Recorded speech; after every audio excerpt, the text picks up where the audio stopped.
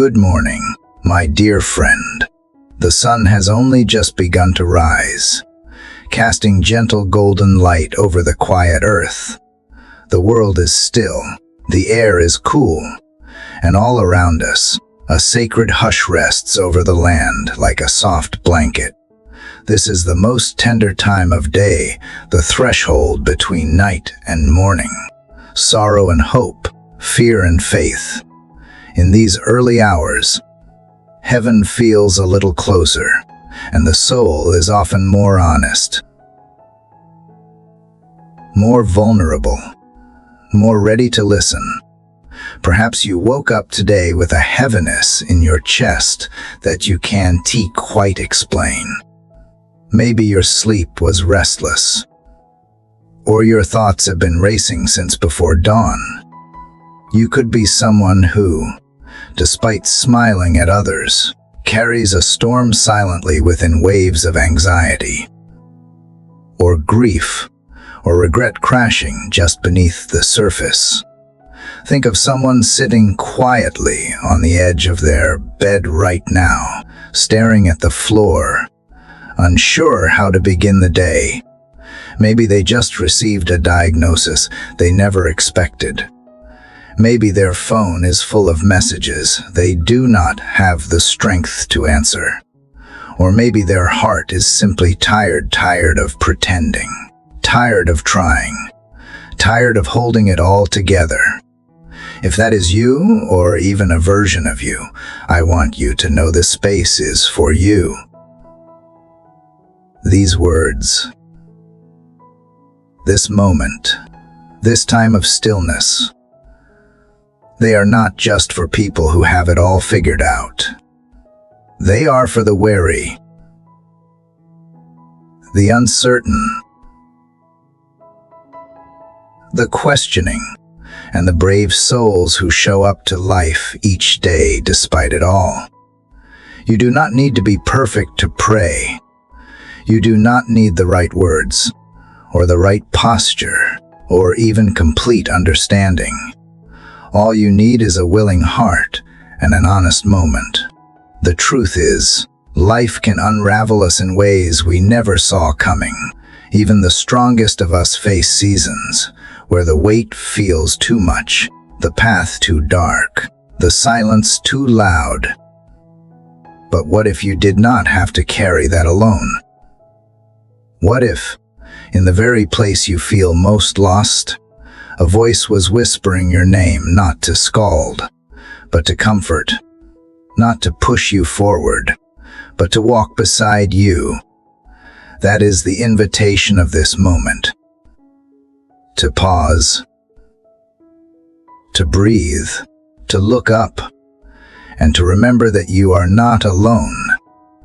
This prayer you are about to hear broken into 24 Spirit-filled chapters was written with every part of your heart in mind. It begins where many mornings do, in the H of awareness. But it does not end there. It walks with you. It listens. It reminds you. It lifts your eyes from the floor to the hills, where help comes from the Lord.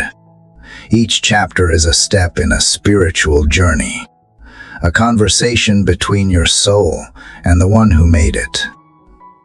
You will travel through honesty and lament, surrender and strength, silence and victory, and you will not walk it alone. Faith is not the absence of trouble.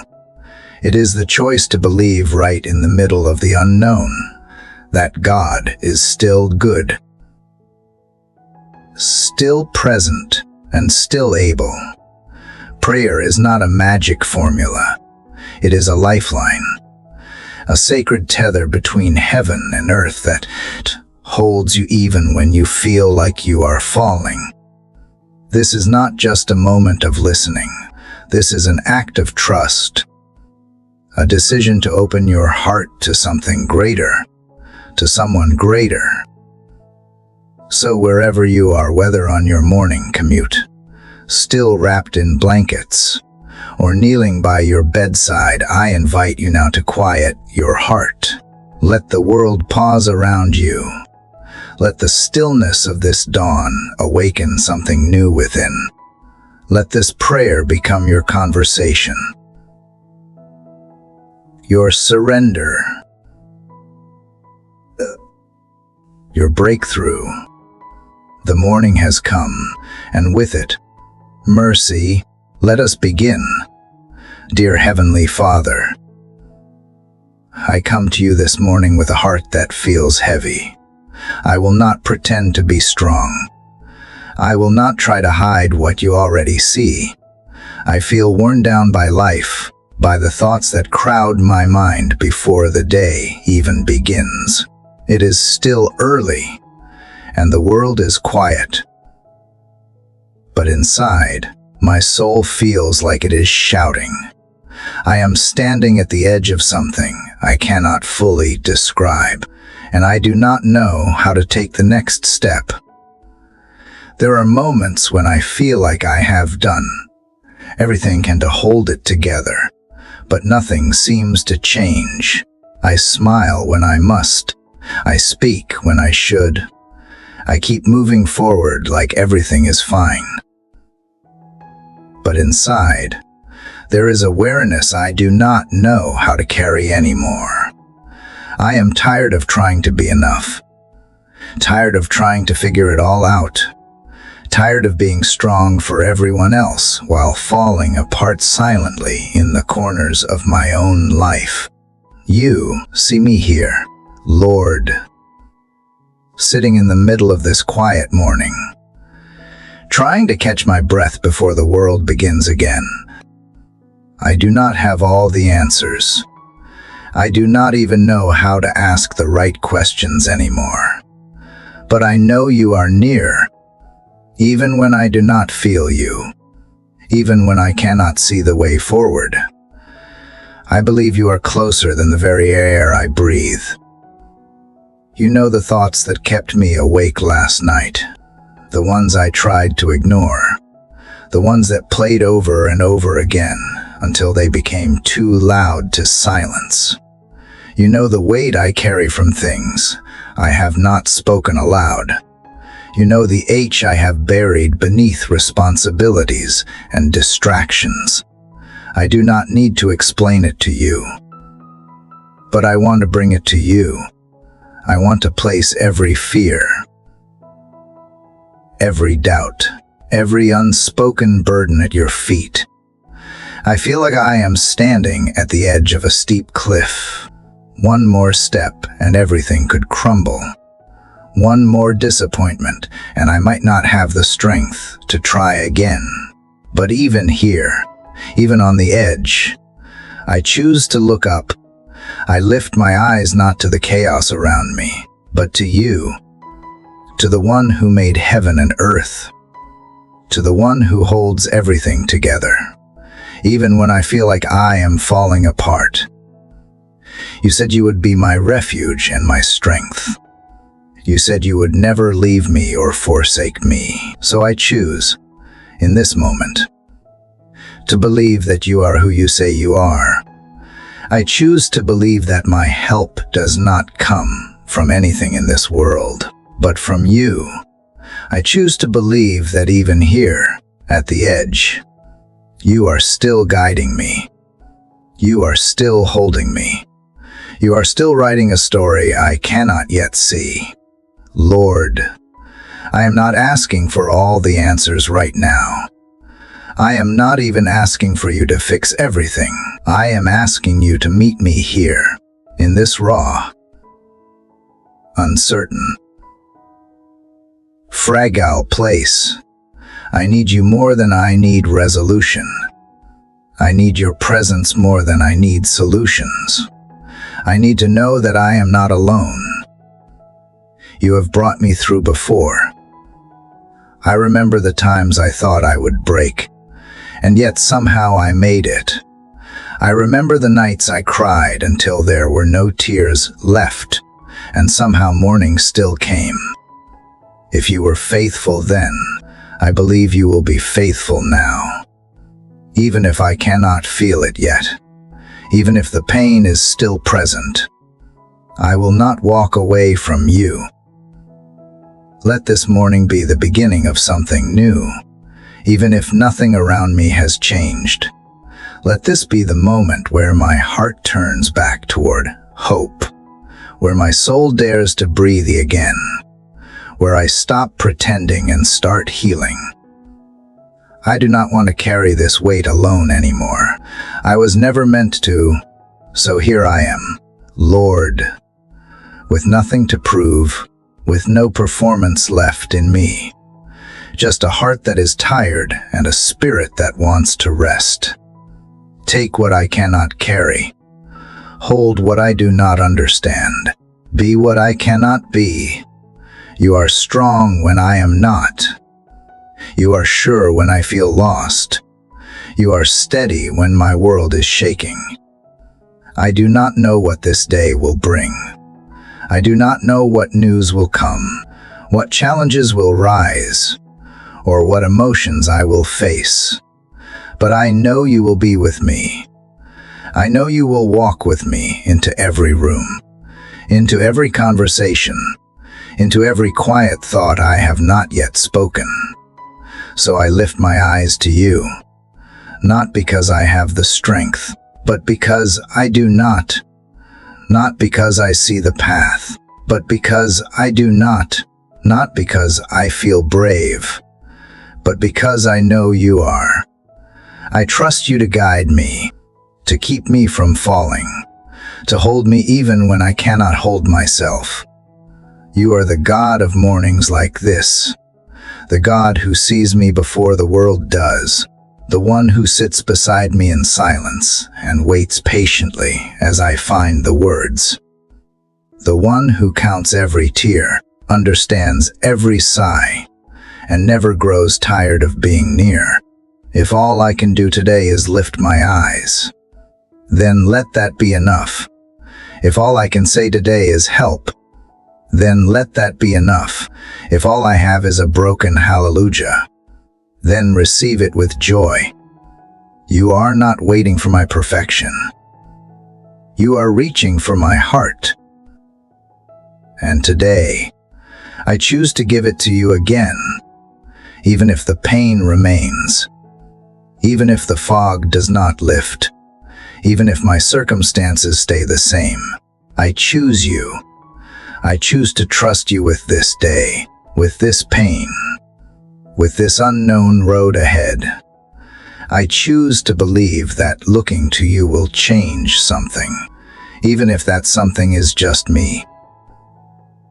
And maybe, Lord, that is enough for now.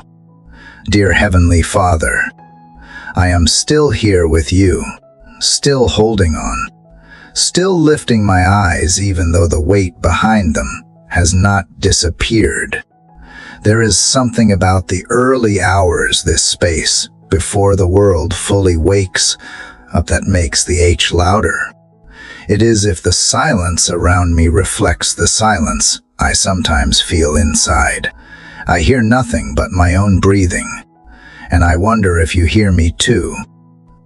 Father, I do not want to hide in my own thoughts today. I do not want to retreat behind the walls I have built out of disappointment and fear. I want to be honest here, even if my honesty comes out trembling.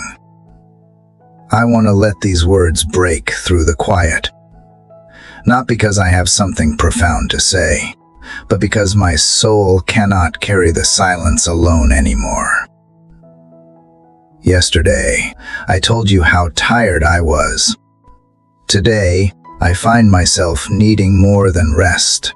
I need a response, not necessarily an answer to every question, but the comfort of knowing you are near and that you are listening.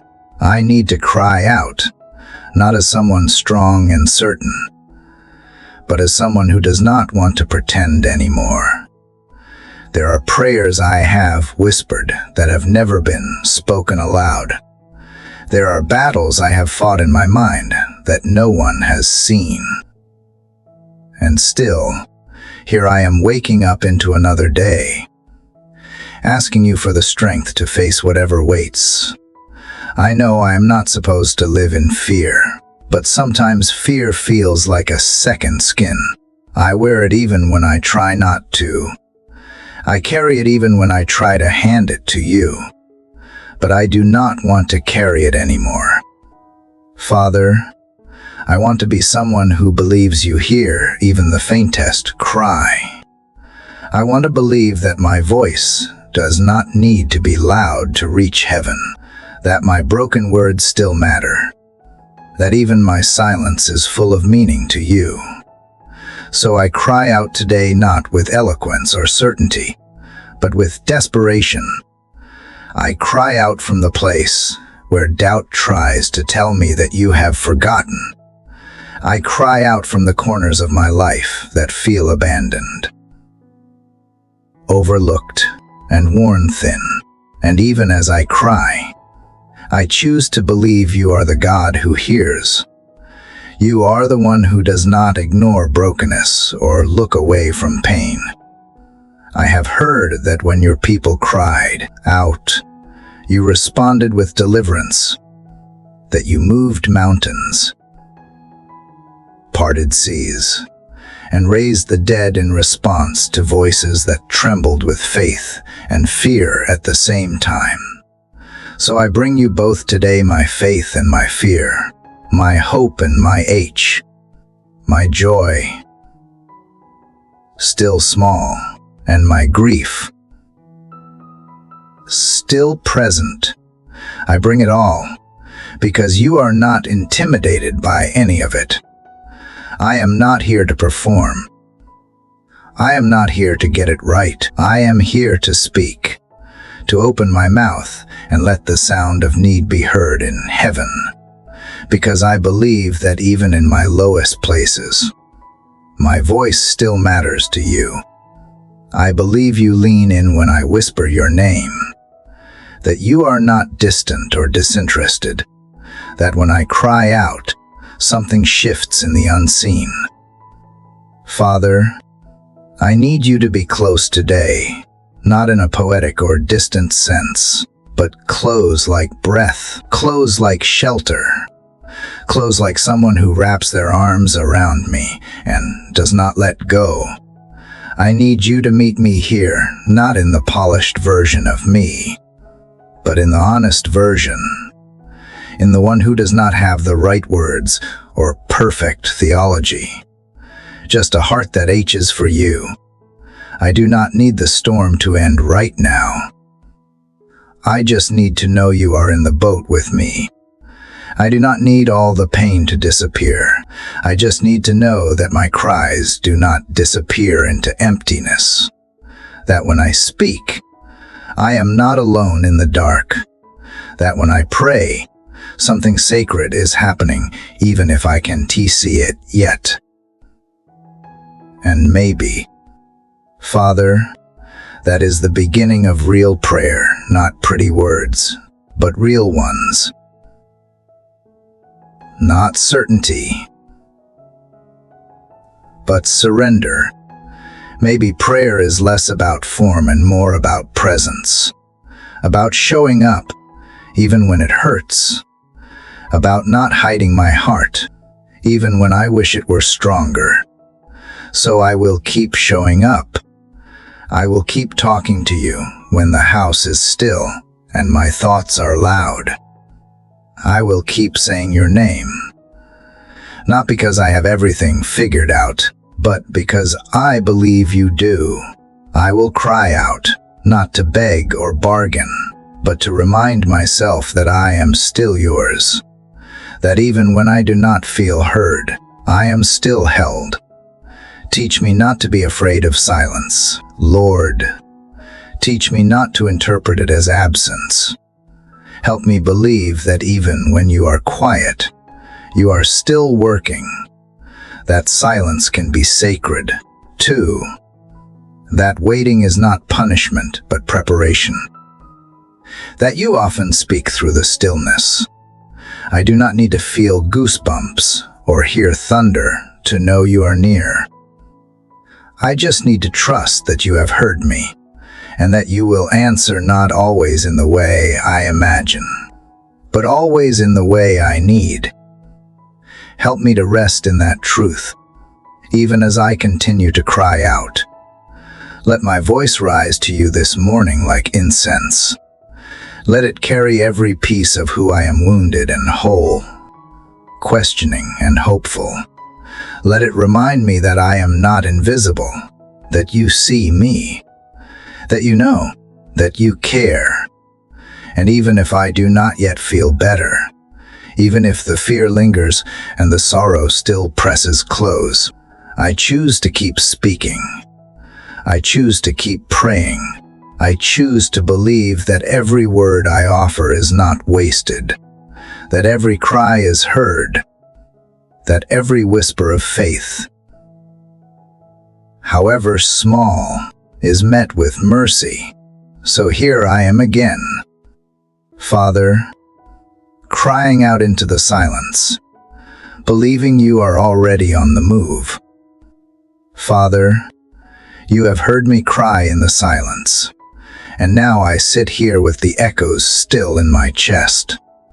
The H has not vanished, but something within me feels steadier, as if my own voice reminded me that I am still alive, still breathing, still believing, even if that belief trembles. And maybe that is where you begin, where the trembling does not disqualify the faith, but becomes proof that it is real. Father, I find myself remembering things now, moments I had forgotten. Times when you showed up, not always with thunder, but with presence, not always with fireworks, but with peace. The kind of peace that does not always make sense, but settles deep enough to keep me going. I remember one night, years ago, when I thought I would not make it. The weight I carried was too much. The future looked dark, and hope was a stranger. But somehow, the morning came. Somehow, I woke up lighter. I still do not know how you did it, but I know it was you. I did not fix it. I did not rescue myself. You stepped in. Quietly. Faithfully. There have been other moments, too. Times I did not even know I needed saving. And yet you did it anyway. I think of the unexpected provision, the phone call I was not expecting, the door that opened when I had already given up. I think of the peace that wrapped around me like a blanket in rooms filled with grief, of the laughter that found me in places that had only known sorrow. I think of how you have met me in waiting rooms, in traffic jams, in long walks where my heart was heavy and my feet were tired. You were there, even when I did not see it at the time.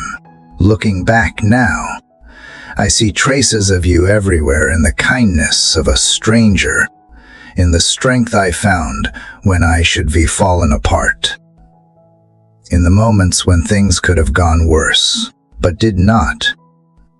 Father, I do not always pause to remember. Life moves fast. Pain screams louder than peace sometimes. But this morning, I want to pause. I want to remember, not just the pain, not just the fear, but the miracles. The subtle, sacred, beautiful ways you have held me before. Because if you have done it before, I believe you will do it again. Not because you owe me anything, but because that is who you are. You are faithful. Not occasionally, but always. You do not rescue once and then disappear. You do not give peace once and then retreat. You stay. you remain. Sometimes I forget that. I forget to look back. I forget that the same God who split the sea for Moses, who raised the dead through Jesus, who met Elijah in the whisper, is the same God listening to me now. The same God who moved mountains for others is the one who moves beside me in the quiet. I remember now how you have carried people I love through sickness, how you have brought restoration to places that seemed beyond repair. I remember testimonies shared in trembling voices, eyes wet with tears of relief. I remember that you are not limited by time or diagnosis or disappointment, that you work in ways I do not understand, but I can trust. Let my memory be a weapon today, Lord, not just a place to revisit pain, but a place to reignite faith. Let the remembering stir something in me that silence tried to bury. Let it bring tears, if it must, but let those tears be full of gratitude instead of fear, full of reverence instead of regret. Sometimes I forget that miracles do not always look like lightning.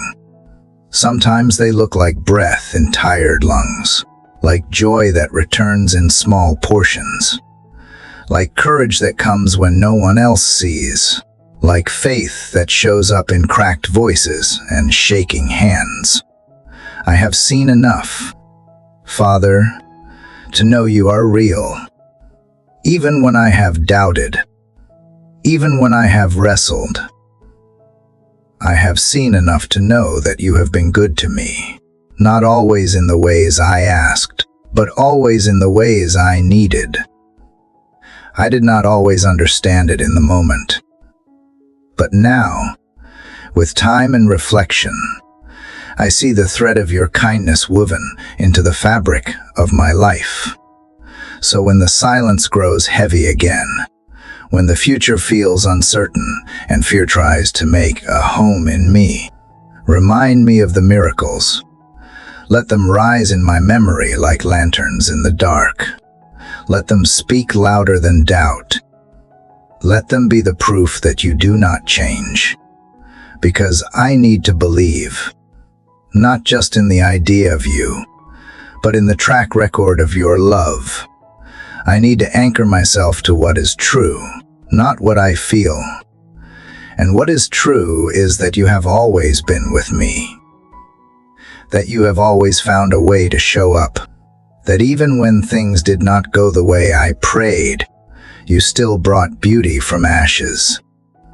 Help me to be a person who remembers well, who carries stories of hope in their back pocket, who draws from the well of your goodness when the soul runs dry.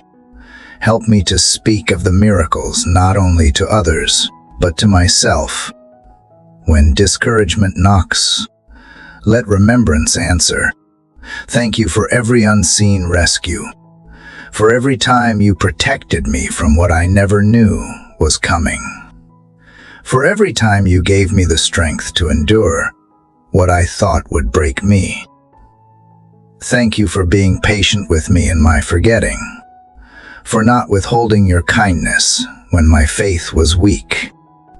Today, I choose to remember. I choose to replay the beauty, not just the brokenness. I choose to recount your faithfulness more than I recount my failures. I choose to remind my heart that you are not finished, that the God who met me before is still writing the story I am living in now. And even as I wait for new miracles, I will not forget the old ones. I will let them breathe life into the places that feel numb. I will let them speak hope into my mornings. I will let them shape my perspective, soften my heart, and strengthen my steps. Because remembering what you have done is the beginning of trusting what you will do. Father, I have remembered, and in that remembering, Something has begun to awaken. The flicker of faith is no longer just a faint glow. It is growing, reaching, stretching its way through the weariness.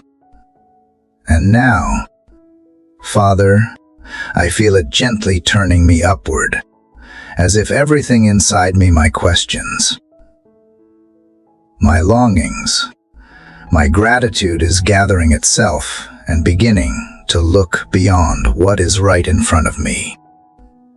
Because there comes a moment, even after the pain and the crying and the remembering, when the soul must decide to look higher, to lift its gaze from the dust and the weight and the worry, and choose instead to see something greater, not to ignore what is real, but to rise above it, not to pretend the struggle is gone, but to place it beneath your throne. Father, I lift my eyes today, not out of blind optimism or forced strength, but because I cannot afford to look down anymore. The longer I stare at the ground, the more I forget who you are. The longer I fix my eyes on the chaos, the more I lose sight of the one who holds it all together. So I lift my gaze not to the horizon, but to the hills, where my help has always come from. You are the maker of the heavens and the earth. You are not just a part of my story. You are the author, the one who sees the whole picture, even when I am stuck in a single frame. I have spent too much time analyzing what is broken, too much energy trying to understand what cannot be explained. But you are not asking me to figure it all out. You are asking me to lift my eyes. Help me today to break the habit of downward living, to stop measuring my worth by what I see in the mirror or what others have said, to stop defining my future by what has not yet happened, to stop rehearsing the past like it gets to dictate everything that follows. I am tired of living low. I want to rise, even if all I can do today is change my focus. Lifting my eyes does not mean everything around me disappears. It means that I begin to see it through your light, through your promises, through your perspective. And your perspective, Father, is never clouded, never anxious, never overwhelmed. You see the beginning and the end, and everything in between. And you are not worried. You are not pacing. You are seated, in control, sovereign, good. So as I lift my eyes, help me to also lift my expectations, not in myself, not in others, but in you. Lift my hope, lift my trust, lift my spirit. I have let too many things weigh me down. I have walked with my head lowered for too long, and yet even now, you gently reach for my chin, not to correct me, but to remind me, to lift my head because I am not forgotten, because I am yours. You are the lifter of my head, the one who sees me in my lowest and calls me upward. You do not shame me for struggling. You do not hurry me when I am slow. You simply invite me to look again, to look higher, to look to you. Today, I want to look beyond what is missing, beyond what hurts, beyond what scares me. I want to look into the face of peace, into the eyes of love, into the heart of my Father who never fails. You have not changed. You have not abandoned me. And your power has not diminished just because I feel weak. Even when my heart is uncertain, even when my future looks blurry, I will lift my eyes. Because faith does not begin with answers. It begins with focus, and I choose to focus on you. not the storm, but the one who walks on water, not the fire, but the one who speaks from within it, not the valley, but the shepherd who leads me through.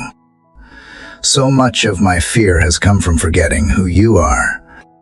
So much of my stress has come from thinking I have to see it all, know it all, carry it all. But I am not God. I am not the Savior. I am not the source. I am the child, and I get to lift my eyes to the Father who sees, who knows, and who provides. Let today be different, not because my problems are gone, but because my gaze has shifted. Let today carry a different weight, not of burden, but of glory. Let me walk lighter, not because life is easier, because my spirit is looking higher.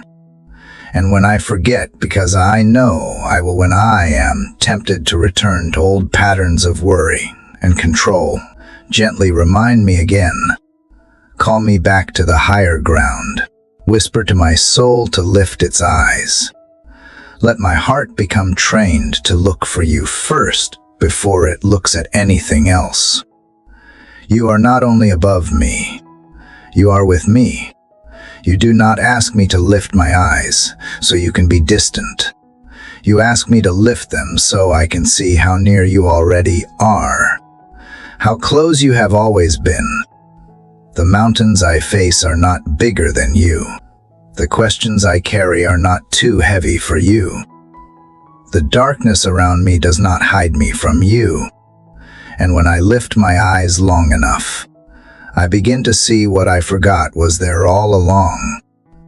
Light, strength, grace, 1,000 quiet mercies rising with the sun. All the evidence I need that you are still working, still loving, still leading. I choose to look toward that light today, even if it is faint.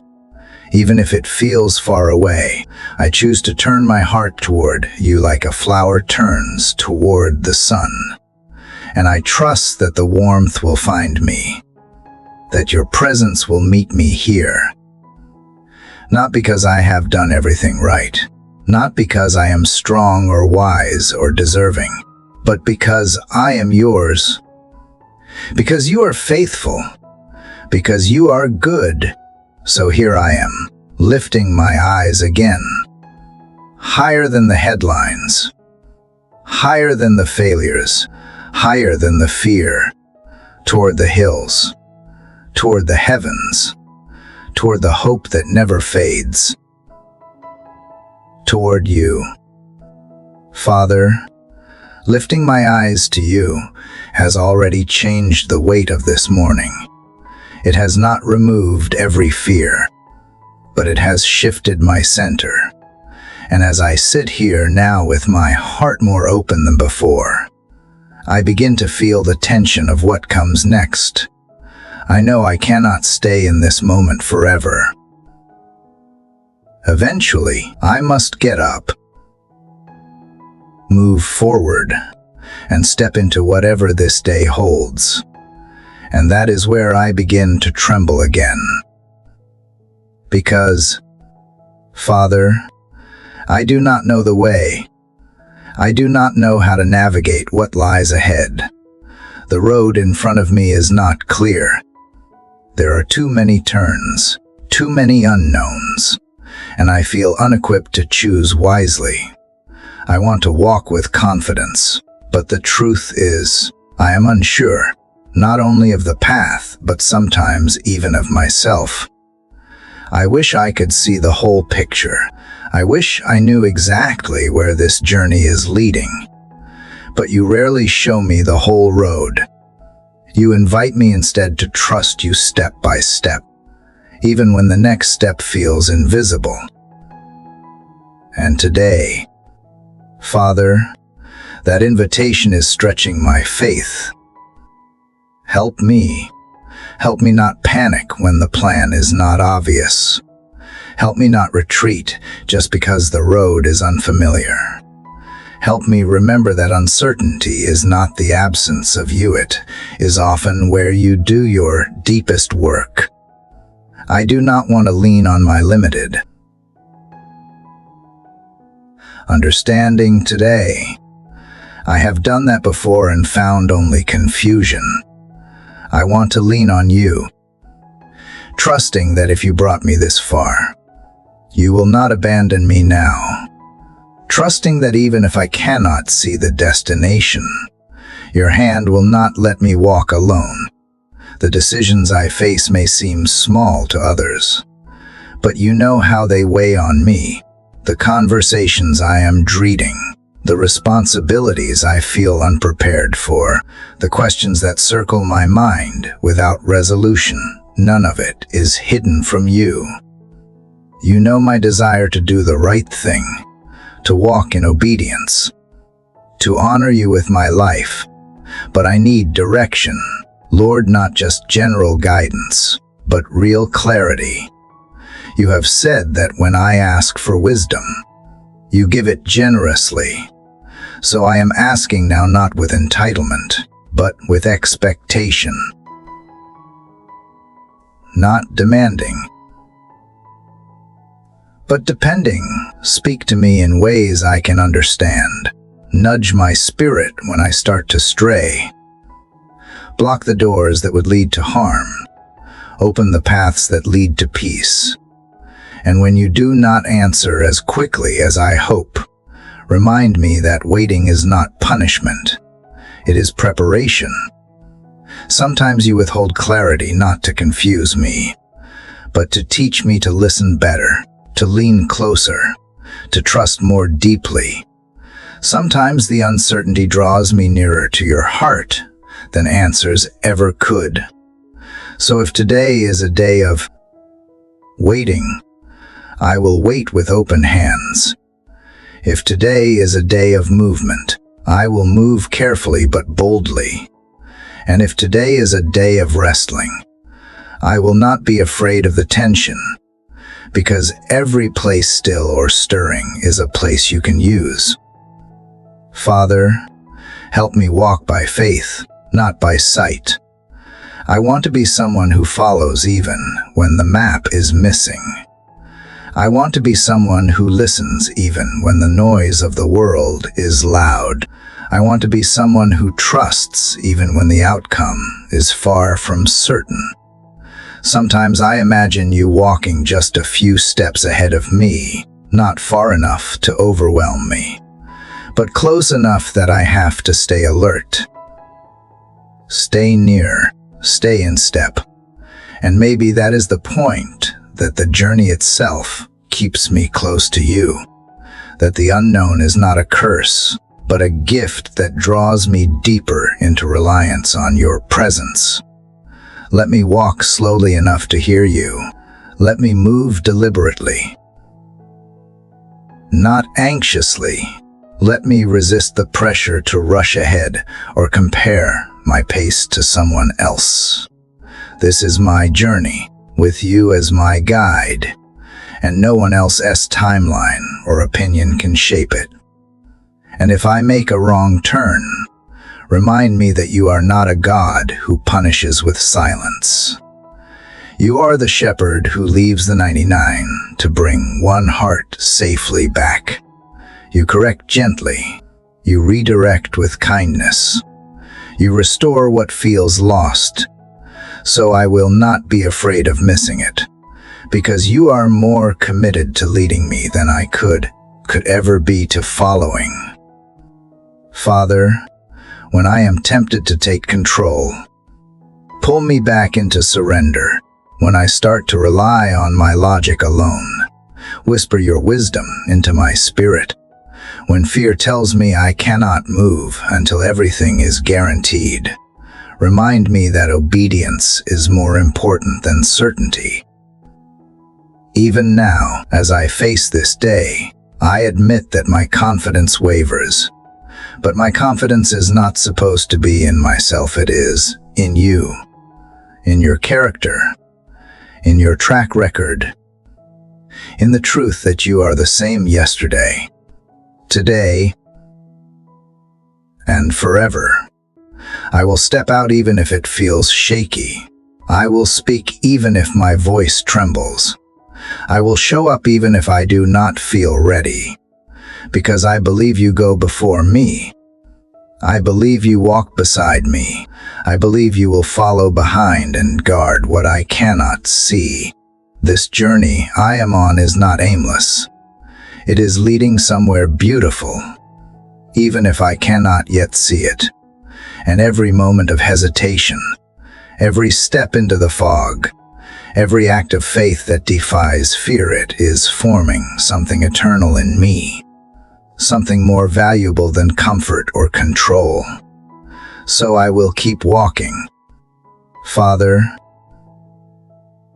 one uncertain, trusting, obedient step at a time. Father, you know how hard it is for me to release my grip.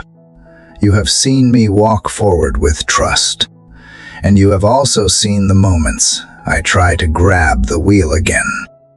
Even when I say I trust you, I still find myself holding tightly to things I was never meant to carry. Even after admitting that I do not know the way, my heart still resists surrender.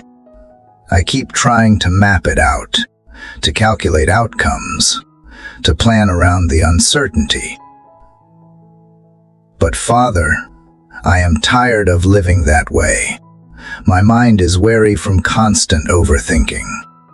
My spirit is stretched thin from trying to control what cannot be controlled. I was not made to be my own provider, protector, or guide. I keep trying to play a role that was never mine to fill, and now I see it. Control is not peace. It is pressure. A constant, unrelenting pressure that steals my rest and replaces it with anxiety. Today, I want to let go, not just in theory, not just with words, but with honesty. I want to open my hands and place in yours all the things I have tried to manage alone, all the people I have worried about, all the plans I have micromanaged, all the outcomes I have obsessed over. You never asked me to carry the weight of the world. You asked me to follow you, to trust you, to be still when I want to run, to listen when I want to fix, to release when I want to grip tighter. You are not withholding control from me to punish me. You are inviting me to freedom. Letting go does not mean giving up. It does not mean I stop showing up or stop doing what is right. It means I surrender the illusion that I am in charge of how everything turns out. It means I trust you with what I cannot see, what I cannot predict, what I cannot understand. It means I step back and allow you to be God, not because I am weak, but because you are wise. Father, I confess that I have tried to manage things beyond my capacity. I have tried to be strong in places where I should have been soft. I have tried to force doors open, to control relationships, to create a sense of safety by holding everything so tightly. And all it has done is make me feel more afraid. Control was never safety. It was a barrier one I thought protected me, but instead disconnected me from your peace. I want to tear that barrier down now. I want to return to the simplicity of childlike trust. Not a blind hope, but a brave one.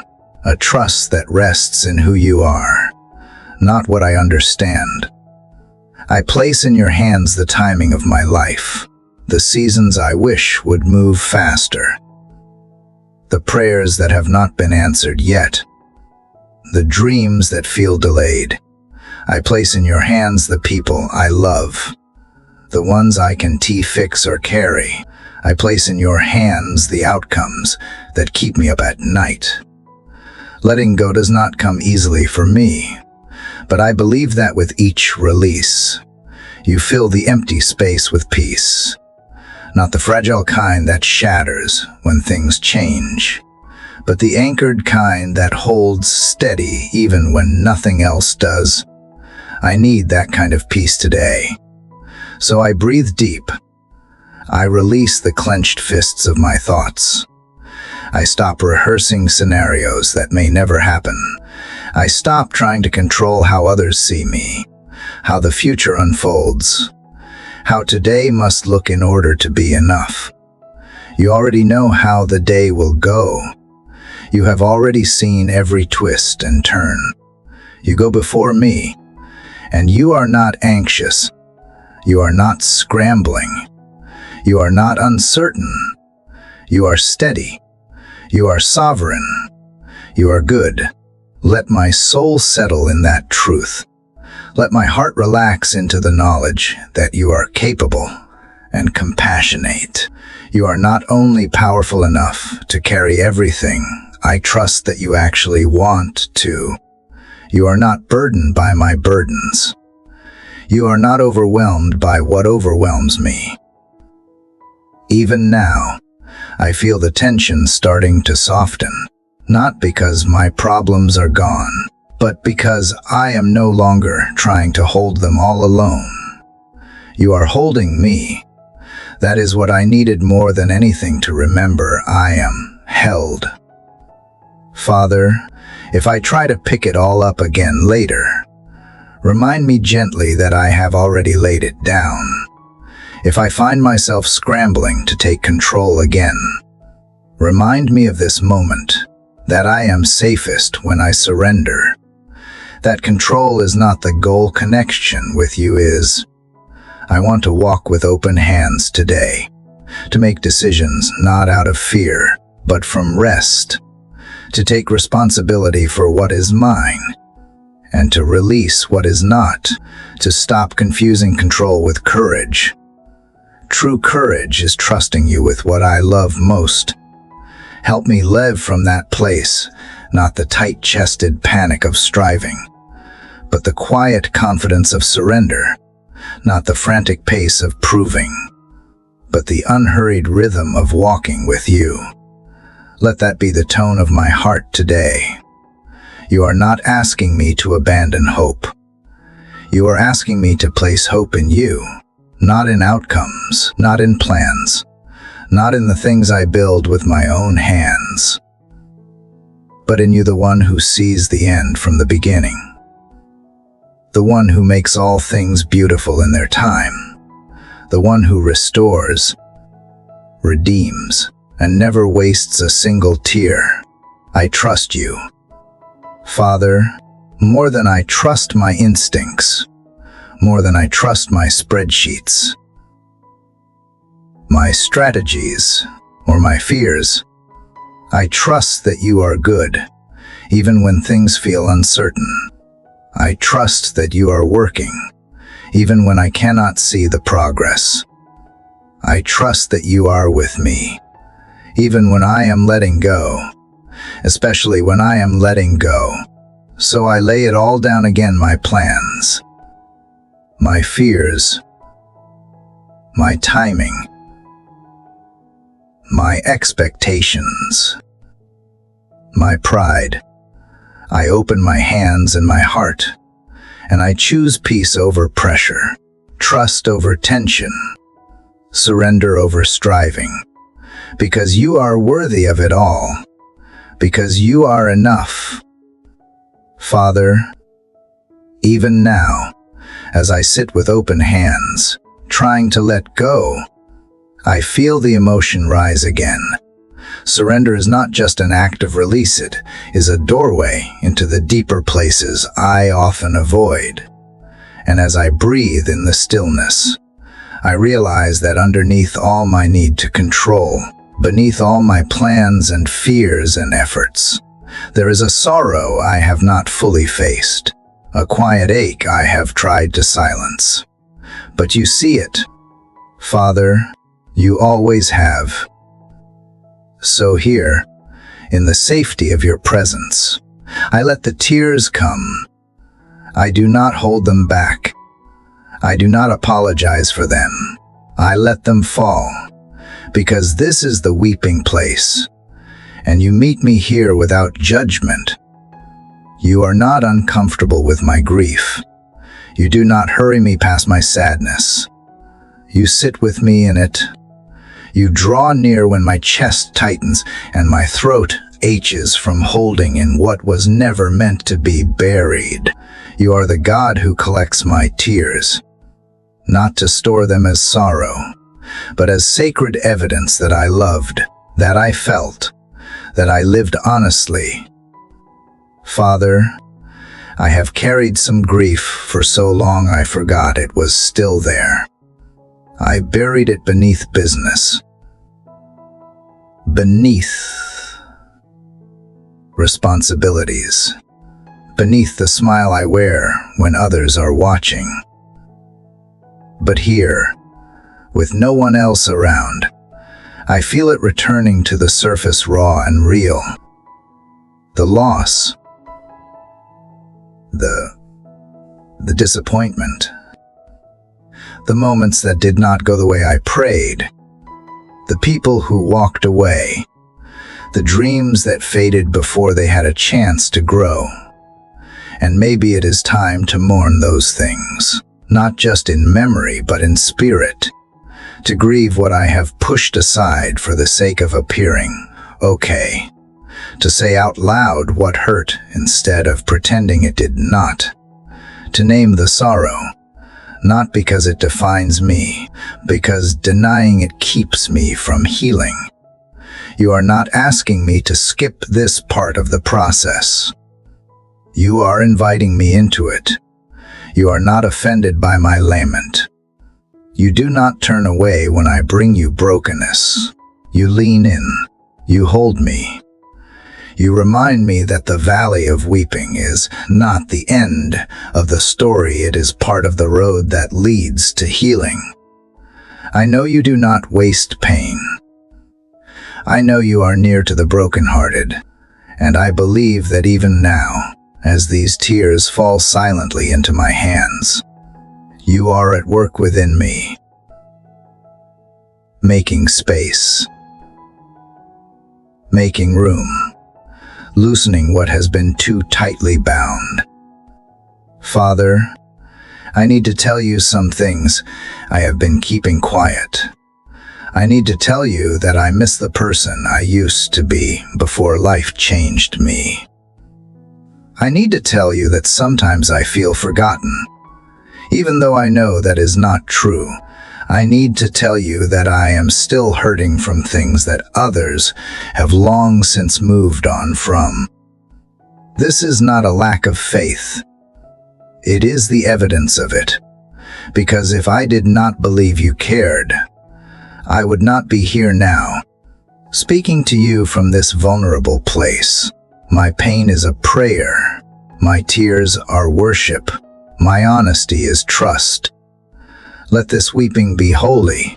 Let it soften the hard places in me. Let it wash away the things I have clung to out of fear. Let it cleanse the corners of my soul that have grown tired and dusty from pretending I am fine. I do not need to understand all that has happened in my life to know that you have not left me. I do not need all the answers to know that you are still good. And even if my heart still carries cracks from what it has endured, I believe you make beauty from brokenness. So I bring you the broken pieces again. I bring you the memories that sting, the chapters I never wanted to write, the hopes that never took flight. I lay them down not to be forgotten, but to be healed, to be transformed, to be redeemed by hands that know how to shape pain into something purposeful. Teach me not to run from this sorrow. Teach me to sit with it, to breathe through it, to let it become a place where I meet you more intimately. You are not just the God of my mountaintops. You are the God who walks with me in the shadows. And if I must walk through this part of the journey, I want to do it with honesty and with you. I want to come out of this valley changed, not just stronger, but softer, not just wiser, but kinder, not just surviving, but alive in a deeper, truer way. Let the tears I cry today be seeds for tomorrow's joy. Let them fall into the soil of my faith and grow into something I never expected: peace, resilience, compassion.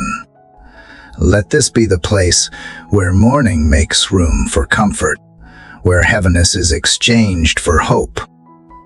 You promise to be close to those who mourn. You promise to comfort those who sit in sorrow. And I believe you keep every promise. So I open my heart wide and let the weight fall. I do not need to carry it all anymore. I do not need to be composed in this moment. I only need to be real. Father, thank you for not walking away from my sorrow. Thank you for welcoming the parts of me I have hidden, for being present in the H, for reminding me that healing begins with honesty. I may not have the strength to rise today with laughter on my lips, but I have enough strength to weep in your presence. And maybe that is what you call courage, not the absence of tears, but the willingness to bring them to you. So I stay here for a little while longer, not because I am stuck, but because I am safe. And in this weeping place, I know I am seen, I am heard, I am held. I trust that you are doing something sacred in this silence, something deeper than words can reach, something holy, even in the pain. Dear Heavenly Father, even now, as the tears from my weeping place begin to dry, I feel something new stirring, something fragile but powerful. There is still sadness, still heaviness, but there is also a strange kind of relief. In the honesty of sorrow, I found you again, not as a distant figure, but as a gentle presence who met me exactly where I was. And now that I have let the tears fall, I find myself wondering what you see when you look at me. Because sometimes, Father, I struggle to see myself clearly. After the grief, after the mistakes, after the long nights of carrying too much, I look into the mirror and I do not always recognize the reflection. My heart is softer, but so is my confidence. My faith is deeper, but sometimes my view of myself is blurred. So I come to you now, not to ask for answers about the future, but to ask for vision to see myself as you see me, not through the lens of failure or fear, not through the eyes of the world or the expectations of others, but through the clarity of grace. Father, you know every part of me, the parts I try to hide, the parts I wish were different, the parts that still carry shame from things long past. And yet, you do not look away. You do not turn from me in disgust. You do not shake your head in disappointment. Instead, you look with compassion, with mercy, with a love that does not flinch. I have believed lies about myself. I have told myself that I am too much or not enough. I have replayed words that others spoke in haste or in anger, and I let them settle into my identity. But those words did not come from you. They were never meant to define me. They do not belong in the mirror of truth. Today, I want to exchange the distorted reflections for what is real. I want to see what you see when you call me your child. I want to believe that my scars do not disqualify me, that my wounds are not my worth, that my story is not too messy for redemption. You see beyond my brokenness. You see purpose in what I thought was ruined. You see growth in the places I thought were barren. You see beauty where I only saw shame. And you remind me that grace does not ignore the truth, it transforms it. It takes what is real and covers it in mercy. So I stand before you now. Father, with nothing to hide, I bring my insecurities, my regrets, my weaknesses. I lay them at your feet, not so you can shame me, but so you can heal me.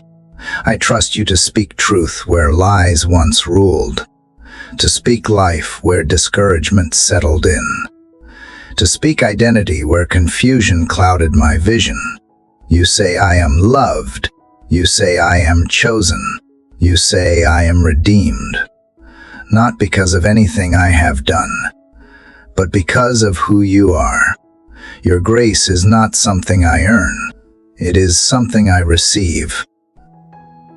And today, I open my heart to receive it fully, not just in theory, but in the deepest places of my being. Let your grace become the mirror I look into. Let it reflect who I am in you. Not perfect, but made new.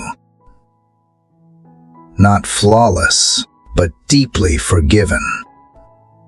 Not lost, but fully known and still wanted. Let this truth become louder than the inner critic. Let it silence the voice of condemnation that says, I will never be enough. You never demanded perfection from me. Father, you called me to relationship. You called me to come as I am. And in your presence, I am reminded that I do not need to have it all together to be held by you. I do not need to fix myself to be worthy of love. I simply need to be willing to let you love me as I am, and let that love transform me. When I look in the mirror and see someone tired, someone weary from the fight, someone flawed and afraid, help me to look deeper. Help me to see the resilience you have built in me, the faith you have formed in the fire, the tenderness you have preserved in the midst of pain. Let me speak to myself with the same kindness I would offer a friend. Let me extend to my own heart the same patience I ask of you. Teach me not to be my own enemy. Teach me to walk in the truth that I am fearfully and wonderfully made, even on the days I feel anything but wonderful. I know there is more to who I am than what I have been through. There is more to my story than the chapters that hurt. There is more to my identity than the mistakes I have made. And you see all of it. You see the full picture. You see where I have been and where you are taking me. And still you love me right here in the middle. Father, I ask that you would renew my mind today, that you would wash away the lies that settled in unnoticed, that you would replace them with truth that speaks of grace, of restoration, of hope. I want to walk with my head lifted, not in arrogance, but in holy confidence that I am who you say I am.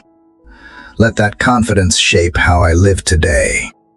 Let it affect how I speak, how I love, how I carry myself into every conversation and room, not with shame, but with quiet strength, not with fear, but with the steady knowledge that I belong to you.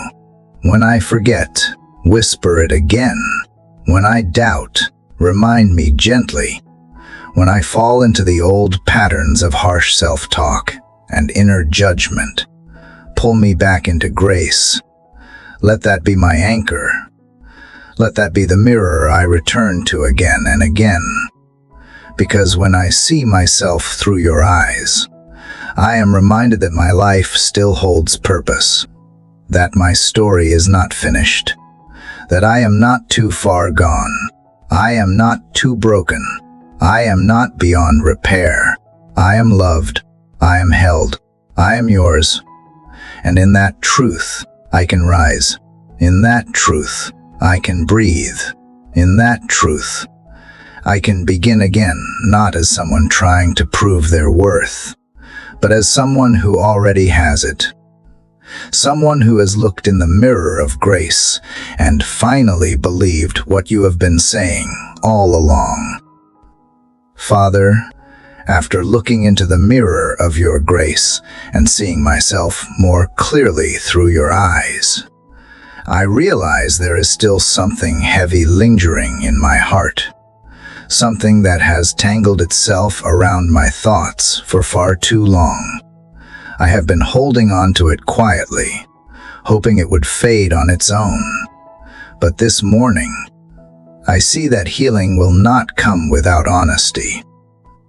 Father, I need to talk to you about forgiveness, both the kind I need to receive and the kind I have struggled to give. I cannot move forward freely while my soul is still dragging the weight of what I have buried. Some of it belongs to my own regrets, and some of it to the wounds left by others. But all of it needs to be laid down now, here at the foot of your cross. You already know where I have fallen short. You have seen the words I should not have spoken, the decisions I wish I could undo, the silent moments when I should have acted with love or courage, but did not. I have asked for forgiveness before, but sometimes I still carry the shame, as if you never really let it go. But that is not who you are. You do not hold my sins over me like a shadow. You do not make me earn my way back into your presence. You sent Jesus to the cross for that very reason, to take what I could never carry, to forgive what I could never fix. Help me to believe that again, fully and without hesitation. Help me to receive your forgiveness, not just with my mind, but deep within my heart. Let it settle into the places where I have been punishing myself, the corners where guilt has made a home. Let the truth of the cross silence the voice of shame that tells me I am too flawed, too far gone, too stained to be restored. Your forgiveness is not a fragile thing. It is fierce and final. It is not halfway. It is not conditional. When you say, I am forgiven, you mean it. Completely. Freely. Forever. So I bring my past to you again, not to dwell on it, but to leave it behind. Not to relive it, but to release it. I surrender every regret, every choice that did not honor you, every moment I acted from fear or pride or pain. I trust that what was nailed to the cross no longer defines me.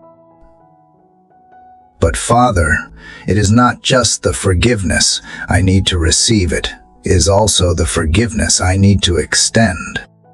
And that part is harder. There are people who hurt me, who left wounds that still sting when I think about them. There are moments I have tried to forget, words that echo even years later. And part of me has wanted to hold on to that pain like a shield, believing it would protect me from being hurt again. But I see now that it has only kept me bound, that holding on to bitterness has not brought justice, it is only stolen peace. And I know you are calling me to something better. Not to forget what happened, but to forgive it, to let go of the poison so I can finally breathe again.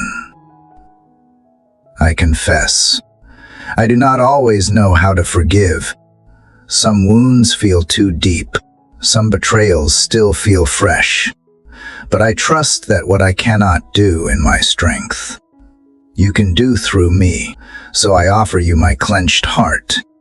I offer you the names I struggle to pray for.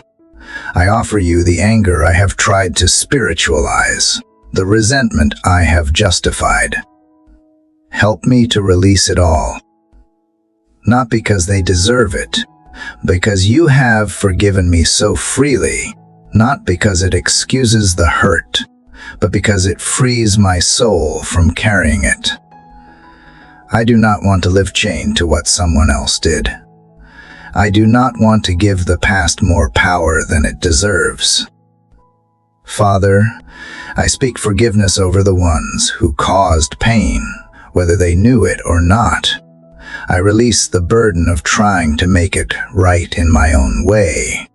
I trust that you are the God of justice, and I can leave it in your hands. My role is to let go, to love anyway, to walk away from bitterness and into freedom.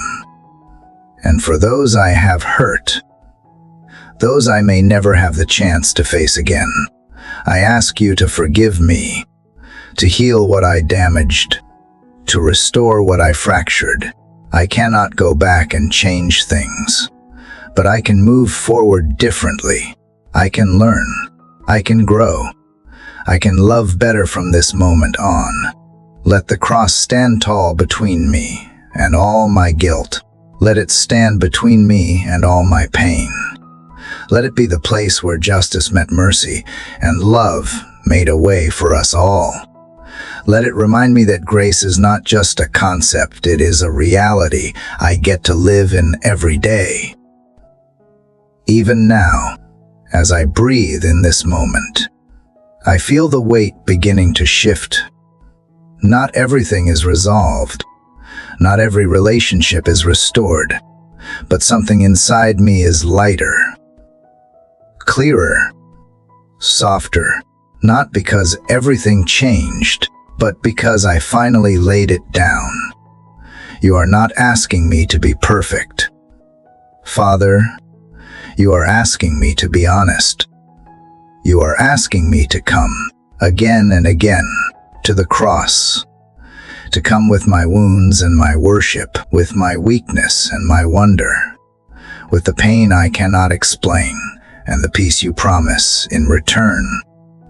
Let me be someone who forgives quickly, who repents sincerely, who walks humbly. Let me be someone who carries the aroma of grace into every room, not because I have never been hurt, but because I have been healed, not because I have never failed, but because I have been forgiven. This morning, I rise from the weeping place and step into the forgiving place, into the freedom that comes from knowing I am no longer held captive by what I have done or what has been done to me, into the promise that mercy always writes the final word, into the invitation to live from love, not lack, from grace, not grief, from healing, not hiding. And in this place, I remember who I am again, not bitter, not broken, not defined by shame, but free, fully, finally, freely forgiven. Father, having stood at the foot of the cross, having laid down the weight of shame and the burden of unforgiveness, I feel something I have not felt in a long time: room to breathe. My chest expands with a quiet strength, not born from certainty but from peace. Not everything around me has changed, but something inside me has. I feel lighter, but also stronger, not the kind of strength that flexes or performs, but the kind that stands.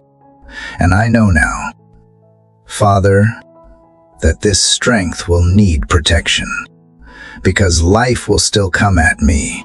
Circumstances will still test me. Lies will still try to creep back in. I may have forgiven. I may have let go. But I still have to walk forward into a world that does not stop for my healing. I still have to face the day ahead with its unknowns, its demands, its temptations to doubt.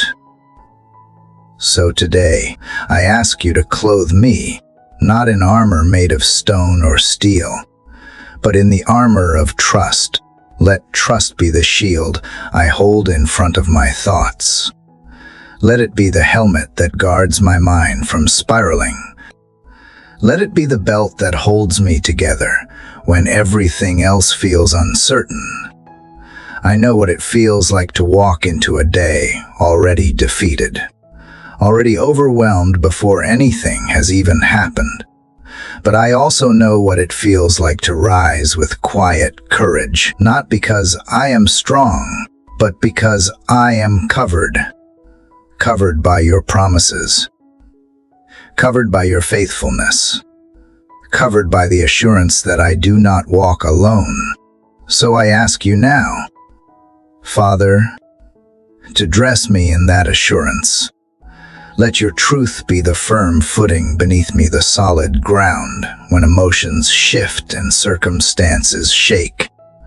Let your peace wrap around me like armor that quiets chaos before it can take root. Let your word be the sword I carry, not to attack, but to defend, to speak life, to silence lies, to declare what is true when everything feels unsure. Cover my heart, Lord. Guard it from bitterness that tries to return, from insecurity that sneaks in when I am tired, from comparison that drains the joy from my own journey. Keep my heart soft but steady, open but protected, willing but anchored. Cover my mind. Keep me from rehearsing the worst-case scenarios, from spiraling into fear that disguises itself as preparation. Help me think clearly, to recognize when my thoughts are being pulled in directions you never intended me to go. Remind me that I have the mind of Christ, that I can take every thought captive, that I do not have to be ruled by fear. Cover my words. Let them be gentle, honest, seasoned with grace. Let me speak from trust, not panic, from patience, not pressure, from love, not frustration. Let my tone be one that brings peace into rooms where tension has lived for too long. Let my voice carry the weight of compassion, not criticism. Cover my steps, guide my pace. Keep me from rushing ahead when you are asking me to wait, and from hesitating when you have called me to move. Help me walk confidently in the direction of obedience, even if I do not see the whole road. Let every step I take be rooted in the truth that you are leading me, and that wherever you lead is where I belong. I know there will be moments today when doubt knocks at the door, moments when anxiety whispers, when insecurity flares, when discouragement tries to pull me under. But in those moments, I will remember I am clothed in trust. I have been wrapped in something stronger than fear, something deeper than circumstance. Father, make me aware of this armor. Help me not forget I am wearing it. When the day gets loud, when people push my boundaries, when disappointment makes my shoulders heavy again, let me feel the weight of your presence instead. Let me pause and remember that I am not defenseless, that I have been equipped, not with weapons that wound, but with truth that defends and peace that endures. I want to face today with a posture of strength, not forced or aggressive, but calm, rooted, centered. I want to move through conversations and tasks with quiet confidence that comes from knowing I am held and helped. Let my actions reflect trust. Let my reactions speak of grace. Let the way I show up in small moments be evidence of something unshakable inside of me. Remind me, Father, that trust is not passivity. It is power under surrender. It is courage that does not need to be loud. It is confidence that does not depend on results. I want to live from that place, not striving to prove anything, not hustling to be seen, but resting in the truth that you are my defender. Let this armor of trust become more than a metaphor. Let it be my reality. Let it sink deep into my spirit until it changes how I see, how I speak, how I love, how I wait. Let it become second nature, so that I do not walk into battles I was never called to fight, and I do not abandon peace in the name of control. I know there will be challenges. I know there will be moments when I will want to reach for old armor pride, sarcasm, avoidance, perfectionism, but help me to recognize those for what they are: poor imitations of the covering you offer. Let me choose trust instead. Trust that you see what I cannot. Trust that you are working behind the scenes. Trust that you go before me and stand behind me. Trust that you are for me, not against me. Today, Father, I will not shrink back in fear. I will not armor up with cynicism. I will not fight battles with weapons made of my own understanding. I will stand in the covering you have given me, the armor of trust, woven with grace, reinforced by truth, and secured by love. And in that armor, I will not be shaken. I will be held. I will be ready. I will be yours. Father, wearing this armor of trust gives me a stillness I have not known in a long time. It does not numb the noise around me, but it shields my spirit within. And from this place of protection, I feel something shifting in how I see. I am no longer hunched beneath the weight of the storm. I am beginning to rise not because the skies are clear, but because you are lifting me above the chaos with a strength not my own. You are teaching me to soar, Father, not in arrogance, not in denial, but in surrender, in a holy defiance against the gravity of fear that keeps trying to pull me back down. And now, more than ever, I want to rise. I want to live from a place that sees with heaven's eyes. There is still wind. There is still thunder. There are still things around me that I cannot fix or control. But I sense that you are not asking me to escape the storm. You are inviting me to fly through it on wings of trust, on currents of faith, on the updraft of your presence that carries me higher than worry. I want to live from above, not beneath. From clarity, not confusion. From peace, not panic.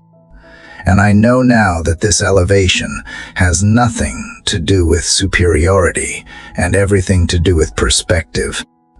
You are not giving me distance from reality.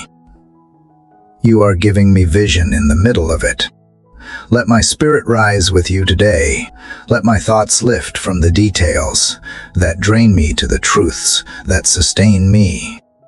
Let my prayers stretch beyond personal needs to kingdom purposes. Let me look beyond the waves and toward the horizon, where hope still shines. I remember now that even eagles only soar when they stop flapping and start surrendering to the wind. So let me stop striving. Let me stretch out my soul and catch the wind of your spirit. Lift me above the noise, the distractions, the burdens that try to claim more of me than they should. I do not deny the storm. Father, I feel it, I see it, but I will not let it name me. I will not let it dictate how I move, how I speak, how I love. You are above it all, and you are within me. So I rise not in avoidance, but in awareness. Let this rising be my posture. Let this lifting be my lens. When problems scream for attention, let me respond from higher ground. When stress circles like vultures, let me glide with the calm of someone who knows where her help comes from. You are not panicked. You are not pacing. You are seated in authority. And when I stay near to you, I am reminded that I have access to that same peace, that I do not have to live at the mercy of every emotional wind or every stormy headline. Father, when I start to spiral, speak gently to me.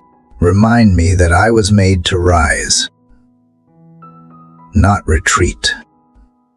That you have not called me to a spirit of fear, but of power, of love, of a sound mind. That even when storms rage, expectations press heavy against my chest, I can breathe deep and let you lift me again. I do not want to be someone who only soars on good days. I want to be someone who rises even when the clouds gather thick. Someone who trusts that your strength is made perfect when mine runs out. Someone who does not collapse when the winds shift, but leans into the current of grace and lets you carry me forward. Teach me how to stay here, not above reality, but above despair. Let my heart remember what it feels like to move through the day without dragging weights I was never meant to bear. Let me walk with the grace of one who knows she is sustained. Lift me not to escape, but to see the people around me with more compassion, to see my own situation with greater perspective, to see you at work even in the places I once called barren. Let this flight of faith refine my sight. Father, I know that to soar requires trust, not in perfect circumstances, but in perfect presence. Yours. I do not ask for the storm to vanish. I ask that you continue to teach me to ride its winds without fear. Let me live unshaken, not because the ground is stable, but because my spirit is rooted in something deeper. Let me smile without pretending, because joy has taken root beyond explanation. Let me speak peace not just over others, but over myself. You are the wind beneath me. You are the calm within me. You are the vision ahead of me. And when I grow tired, when my wings feel weak, remind me that you never asked me to fly alone. You promised to renew my strength like the eagle. So here I am, Father, learning again to surrender to the skies, to trust that you will lift me, guide me, steady me, to believe that this rising is not reckless, it is holy. That faith is not just about surviving the storm, but soaring through it. Let the elevation reshape me. Let the distance bring clarity. Let the altitude of grace become the place from which I live and love and lead. I choose to stay in this posture not once, not briefly, but daily. Every time fear whispers, I will rise. Every time control tempts, I will release. Every time discouragement beckons, I will lift my eyes again. And even when the storm returns tomorrow, I will remember what I have learned today. That I was not made to be grounded by fear. That I was not created to be ruled by circumstances. That I was formed to soar in trust, to live above, to move with you. Father, even as I soar with you above the noise, I know that not every day will feel light. Some days come with fire, not the soft warmth of sunlight or the spark of passion, but the searing heat of pressure, challenge, and pain. And today, I acknowledge that reality, because walking with you does not always mean escaping the furnace. Sometimes it means stepping into it with courage, and knowing you are already there. Father, I feel the heat, the weight of trials that won't move, the pressure of situations that demand more than I think I have. There are moments I feel stretched thin, pressed from all sides, tested in ways I did not ask for. Sometimes it feels like too much, like I am standing in flames that could consume everything I have built, everything I have become. But this morning, I choose not to run from the fire. I choose instead to remember that you are the God who meets people in the furnace, that your presence is not limited to the calm, but revealed even more profoundly in the chaos. I think of the three who stood in the fire and were not burned, the ones who refused to bow to fear, to compromise, or to the pressure to quit. And when they stood firm, you showed up right there in the blaze. You did not pull them out immediately. You stood beside them, and not a single hair on their heads was harmed. That is what I need to remember today, not that I will be spared every fire, but that I will never walk through it alone. That you do not promise comfort by avoiding pain, but strength while enduring it. You promise your presence, your nearness, your sustaining grace right in the middle of the flames. Father, help me see the fire differently, not as punishment, not as abandonment, but as refinement, as a place where what is temporary burns away and what is eternal grows brighter, as a sacred space where you reveal parts of yourself I could never see from a distance. I know there are things in me that need to be tested, attitudes that need to soften, fears that need to be surrendered, faith that needs to be strengthened, and I know the fire exposes all of it. It brings what is hidden to the surface, not to shame me, but to heal me. Let me trust that this furnace will not destroy me. It will define me, not by what it takes away, by what it leaves behind. Purified motives, deepened trust, a steadier heart, a stronger hope. Even when I want out, even when I beg for the heat to stop, remind me that you are still with me, that every flame has to bow to your authority, that nothing touches me without passing through your permission first. And if you allow the fire, you also provide the grace to stand in it. So today, I will not shrink. I will not curse the heat. I will not assume I have failed just because things are hard. Instead, I will breathe deeply, plant my feet firmly, and let the fire do its holy work. I will allow this moment to shape me, not shake me. Father, keep me fireproof not because I am immune to pain, but because I am rooted in you. Let my spirit be steady even as the heat intensifies. Let my heart remain kind, even under pressure. Let my thoughts be anchored in truth, even when emotion flares hot. Protect what matters, Lord. Let the fire burn away what is not from you, but preserve what carries eternal value.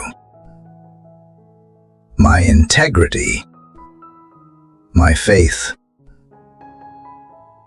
my compassion, my obedience, my joy. Let all these things endure the flames and come through more radiant than before. Remind me that others are watching, that my response in the fire is more powerful than my words outside of it. Let the way I walk through difficulty be a testimony, not of my own resilience, but of your sustaining power. Let people see me stand, and know I do not stand alone. And when I grow tired, when I feel the singe of exhaustion and the burn of disappointment, whisper to me again. Tell me I am not forgotten. Tell me this season has purpose. Tell me that you are forming something in me that could not be formed any other way. Help me hold on until the refining is complete. Help me not jump out of the furnace too early, trying to save myself from a process that is meant to sanctify.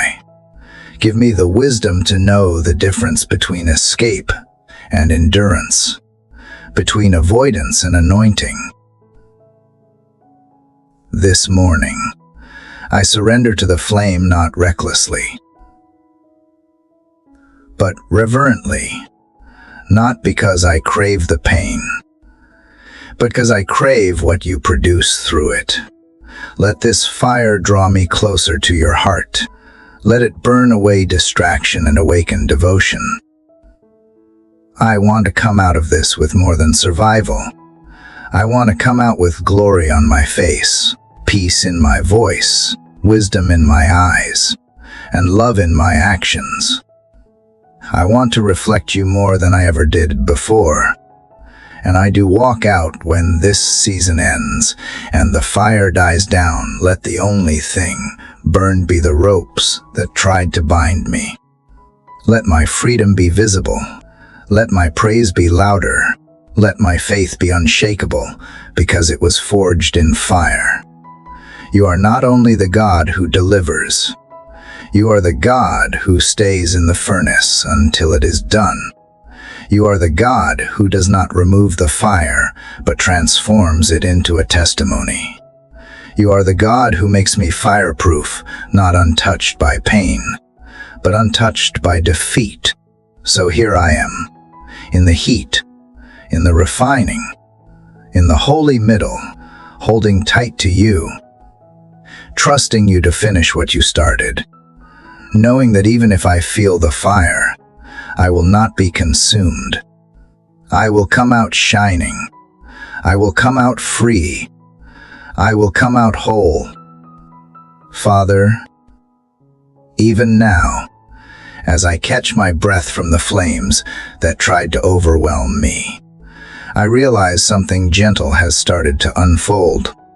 The heat may still linger around the edges, but I am no longer consumed by it. Instead, I find myself remembering not with fear, but with clarity. I look back at what you have brought me through, and in the quiet of this morning, I recognize it was not just survival. It was a miracle wrapped in the silence between my cries.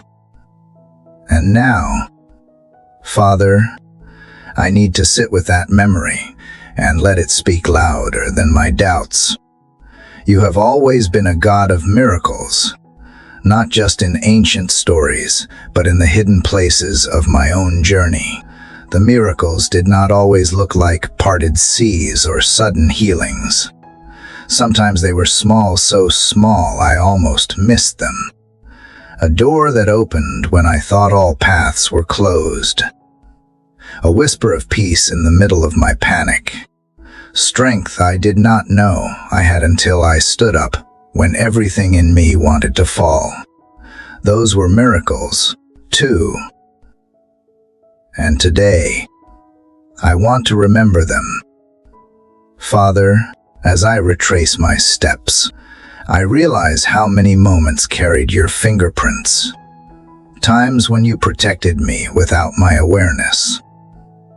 Times when I should have lost everything, yet somehow I held on. When grief threatened to swallow me, and yet I woke up again. When shame pulled me down, and yet you called me beloved. These memories are not shadows of pain, but markers of grace. They are reminders that you were always there, even when I did not feel you. It is strange how easy it is to forget what you have done when fear speaks louder than faith, when the present challenge feels heavier than the memory of past deliverance. But not today. Today I choose to recall, to reflect, to name every answered prayer, every open door, every battle won not by might but by mercy. You have been faithful. Not once did you abandon me. Not once did you stop working on my behalf, even when I wandered or resisted or ran. I remember the night I cried alone, thinking no one saw me, and then came a message from a friend, a kind word, a reminder I was not forgotten. I remember the day I had nothing left, and provision came in the most unexpected way. I remember the stillness after the storm, the warmth in the cold, the light in my most lost moment. These were not coincidences. They were confirmations that you are intimately involved in every detail of my life. Let me not be like those who witnessed wonders only to doubt again at the next hurdle.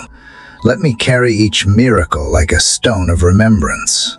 Let my soul build an altar out of gratitude, stone by stone, testimony by testimony, so that when I face another mountain, I will not be intimidated.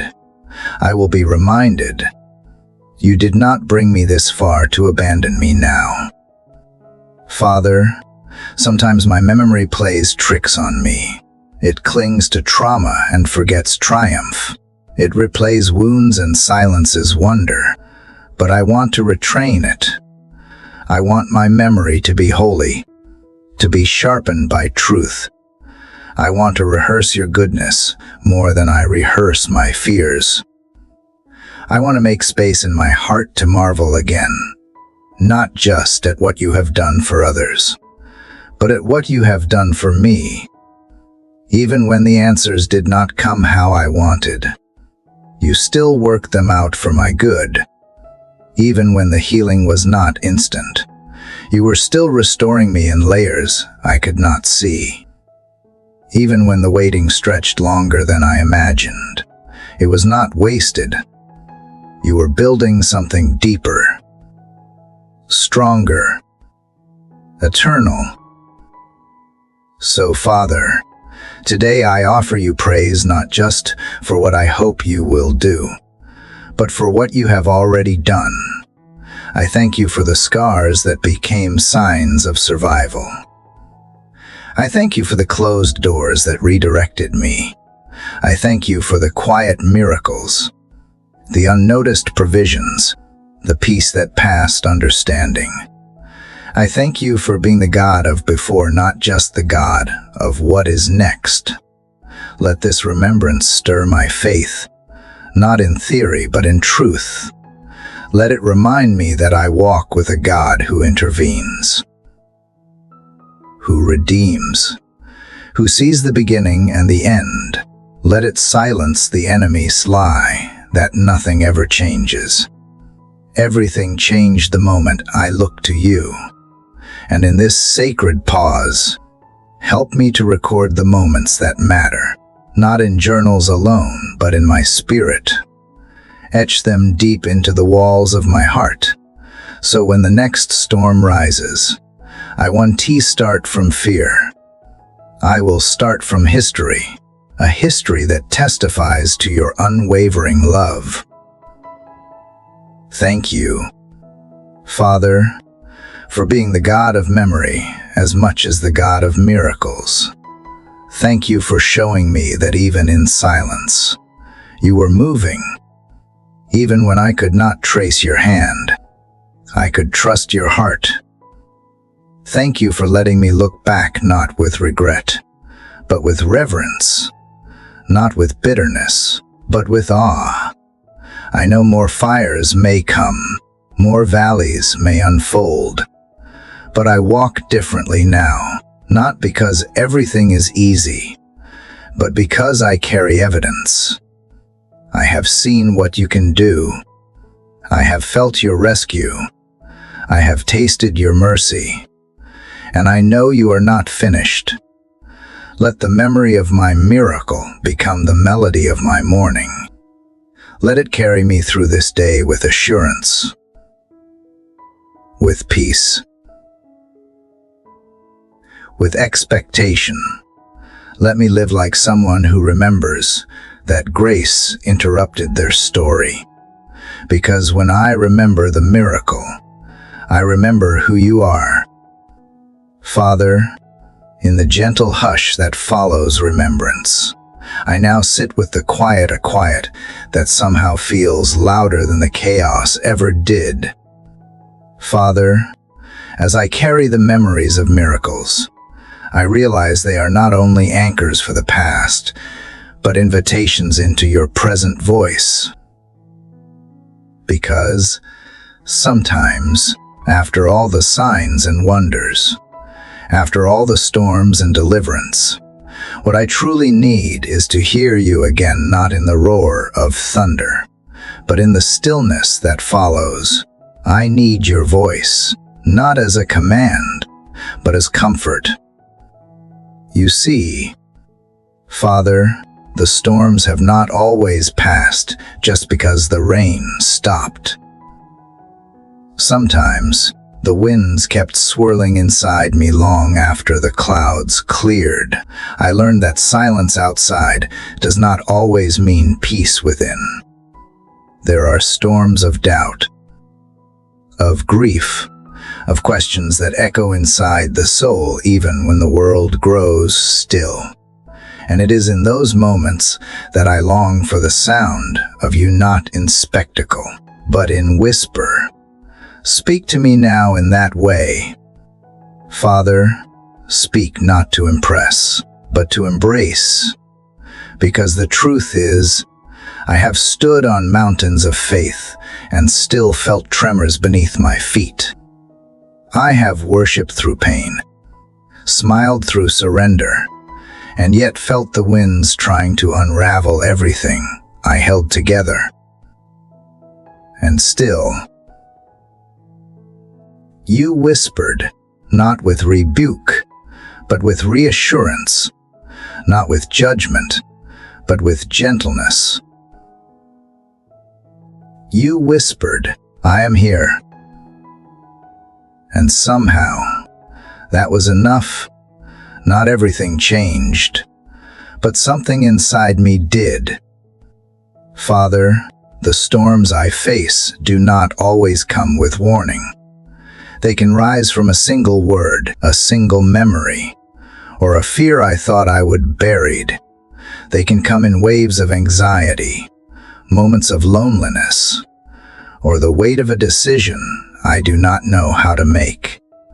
And when they come, I want to be someone who does not just brace for impact. I want to be someone who listens. Listens for you in the wind. Listens for truth beneath the noise. I remember Elijah, hiding in a cave, wary and afraid.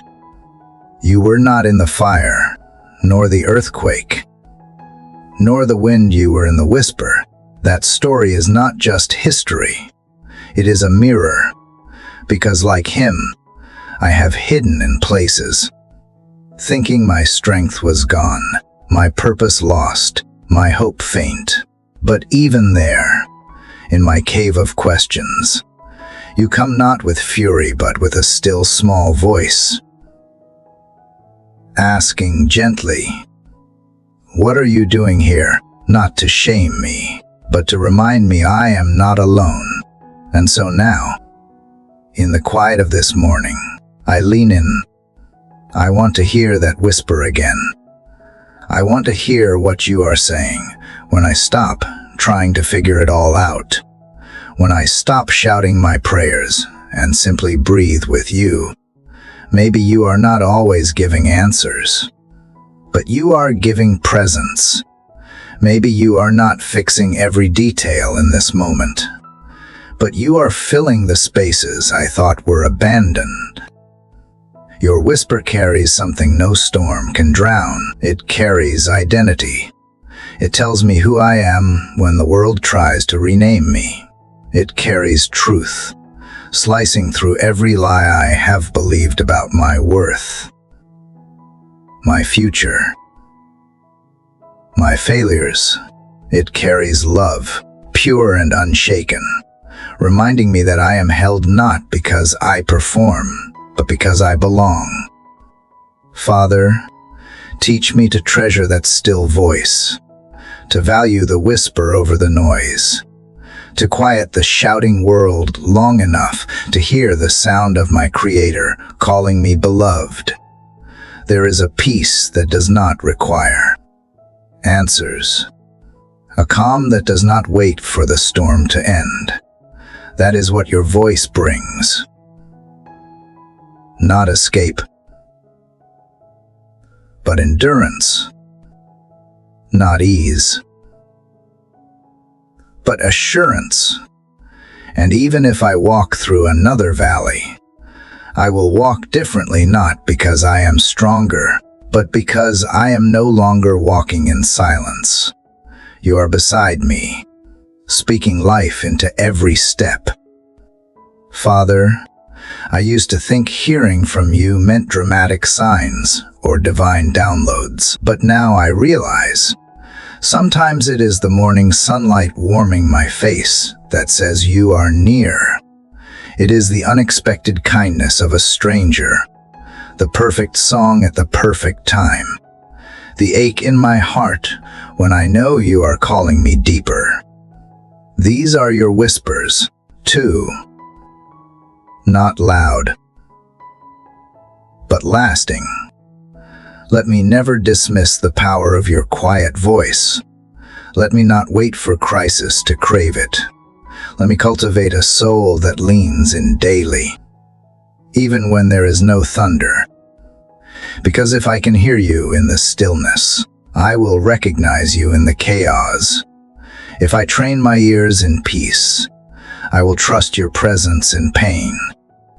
And when the storms do rise again, and I know they will help me to anchor in what I heard from you in the stillness, let me store those whispers like seeds in my spirit, so they will bloom when I need them most.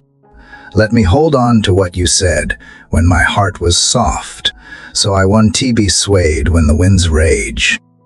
You do not just speak to guide me. Father, you speak to ground me, and your voice, gentle as it may be, is unshakable. Let me build my life on that. Let it become the rhythm I walk to, the melody behind my moments, the pulse that steadies my every breath. So now, as I move through this day, I do not look for signs. I listen for your voice. I do not wait for rescue. I trust the one who whispers in the waiting. I do not dread the storm. I lean into the stillness where you dwell. And there, in that quiet place, I remember again who I am, whose I am, and where I am going. Because when I can hear your voice, no storm can drown me. Father, when the silence settles and the whisper of your voice lingers. I find myself not rushing to act, but pausing in awe. Father, you speak, and something inside me exhales. You speak, and suddenly I realize that I do not have to hold everything together. I do not have to pretend I am strong enough, wise enough, or ready enough.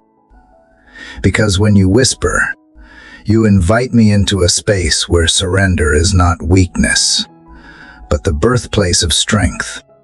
You draw me away from striving and into stillness, not so I can escape, but so I can receive. Father, the world has taught me to clench my fists, to fight for control, to grip tightly to whatever security I think I have earned.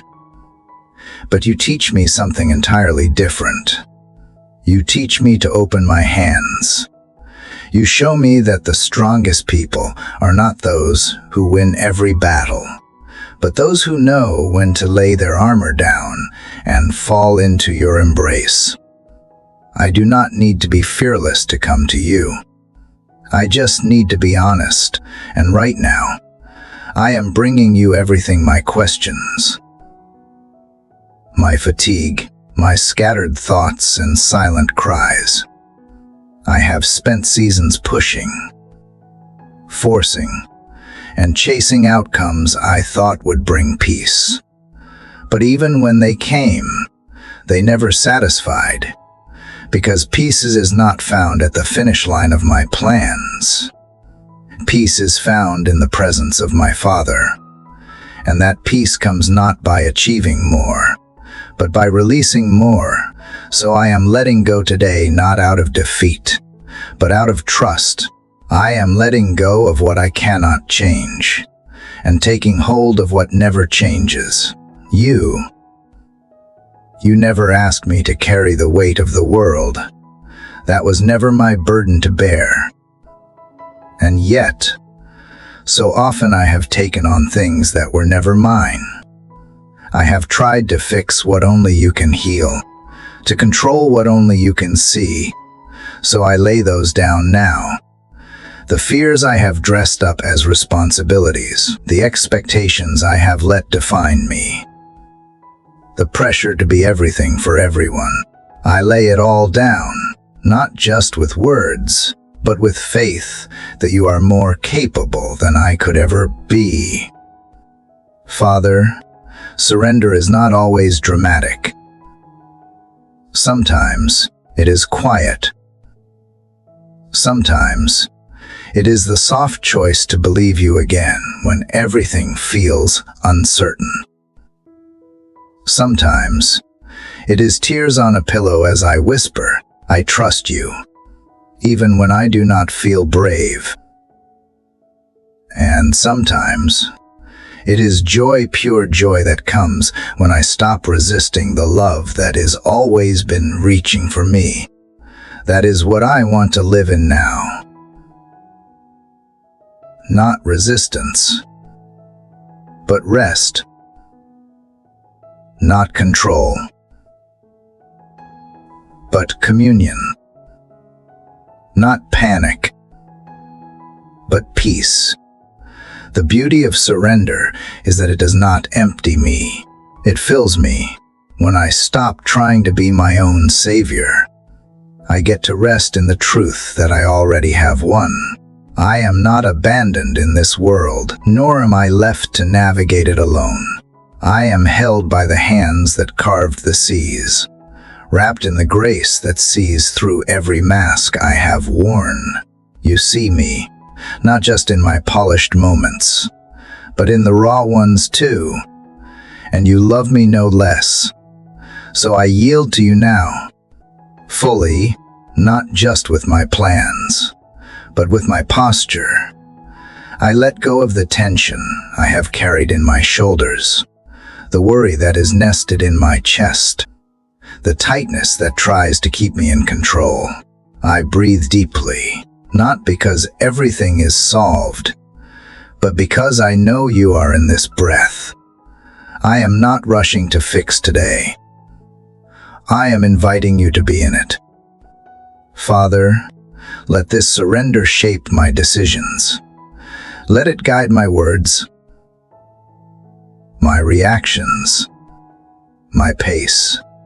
Let it silence the voice of performance and awaken the voice of grace. Teach me that surrender is not passive, is active trust. It is the boldest move I can make to hand you the keys, the questions, the outcomes, and choose to walk beside you instead of ahead of you. I surrender not just what is hard, but what is good, because even the good things dreams. Relationships, achievements can become burdens when I hold them too tightly. I place them in your hands, trusting you to refine, redirect, or return them in your perfect way. My dreams are safest when they rest in the heart of the one who gave them. And if today brings challenges, let surrender be my strength. If conflict arises, let surrender be my calm. If fear whispers lies, let surrender raise up truth, not because I am strong on my own, but because I have finally made room for you to be strong in me. And that is the strength I want to live from, not adrenaline, not ambition, but abiding. Let others see this surrender in me, not as weakness, but as light. Let them sense the weightlessness that comes when a soul is no longer trying to be its own foundation. Let my life become a quiet invitation, that they too might find freedom in letting go, that they too might see that surrender is not the end, is the beginning of something holy, something whole. I am not just releasing burdens, I am receiving beauty. I am not just giving up, I am gaining perspective. And in this exchange, something sacred is happening. I feel less afraid of what is next because I am no longer walking toward it alone. You are with me. You are leading me. And the more I trust that, the more I come alive. So today, let my soul lean into you fully. Let surrender not be my last resort, but my first response. Let me wake up each morning not asking what I must fix, but asking who I must follow. And may that question bring me back, again and again, to this moment right here where surrender becomes strength. And I remember that being held by you is the safest place I could ever be. Father, in the quiet unfolding of this new morning, I return again to the sacred place where surrender blossoms into courage. As yesterday's chapter closed in the embrace of letting go, I now stand at the threshold of new beginnings. Your mercy, which met me in release, now meets me in motion, and so I come, not with the strength of my own might, but with the humble courage to begin again in you. I no longer carry the weight of yesterday's failures or the pride of yesterday's victories. I come open, expectant, willing to be shaped. I bring the ashes of what I have laid down and the seeds of what you are planting. My heart is soil for your will. My hands, though trembling, are ready to build with you. I ask for bravery not born of defiance, but of deep trust in your faithfulness. When my fears whisper that I am too broken to start anew, remind me that you are the God who resurrects dry bones. When doubts surround me like fog, be the clear voice of direction in my soul. When I am tempted to retreat into comfort zones of numbness, Ignite in me the fire to step forward in faith. Even if the first steps feel small, even if the road ahead is veiled, let my obedience be my offering today. Let my surrender birth progress. Let my yes to you this morning echo louder than the echoes of yesterday. I choose to trust that you are in every detail, that nothing is wasted, and that your spirit is already moving before me. Let courage arise not from proof, but from promise. Let faith be the lamp that lights one step at a time. I lean into the unknown not because I am fearless, but because I am held. I am not walking alone, I walk with you. With each breath I take, remind me that you delight in my willingness, that you smile at my effort, that you honor my perseverance. Let this day be marked not by perfection, but by progress. Not by control, but by confidence in you. Build in me a resilience that does not snap, but bends toward grace. May I move forward today, not to impress others or achieve merit, but to honor the life you have entrusted to me. May I rise from the ruins of delay, shame, or despair and walk boldly into the story you are still writing. Father, breathe courage into every fragile place within me. Make this day a beginning, and if I stumble, let me stumble forward. If I falter, let me fall into grace. If I hesitate, let your love nudge me forward. As morning stretches across the horizon, stretch my faith with it. Let my soul say yes again, even if my voice shakes. You are not asking for perfection, you are asking for participation. So here I am, stepping out from the tombs of fear, rising from the ashes of hesitation, choosing you over comfort, choosing purpose over pause, choosing movement over mourning. This is not a restart from scratch, but a continuation from surrender. The winds of your spirit are behind me. The fire of your presence is within me. The voice of your calling is ahead of me. Let every heartbeat today echo courage. Let every action reflect trust. Let every moment be an altar where I remember who I am and whose I am. I do not walk in circles anymore, I walk toward destiny. I do not cling to what you have released, I press on toward what you are revealing. Father, make my faith fierce and my love loud. Let my hands build what heaven has whispered. Let my feet walk into divine appointments I have not yet imagined. Even if I feel unequipped, remind me that you call and then you equip.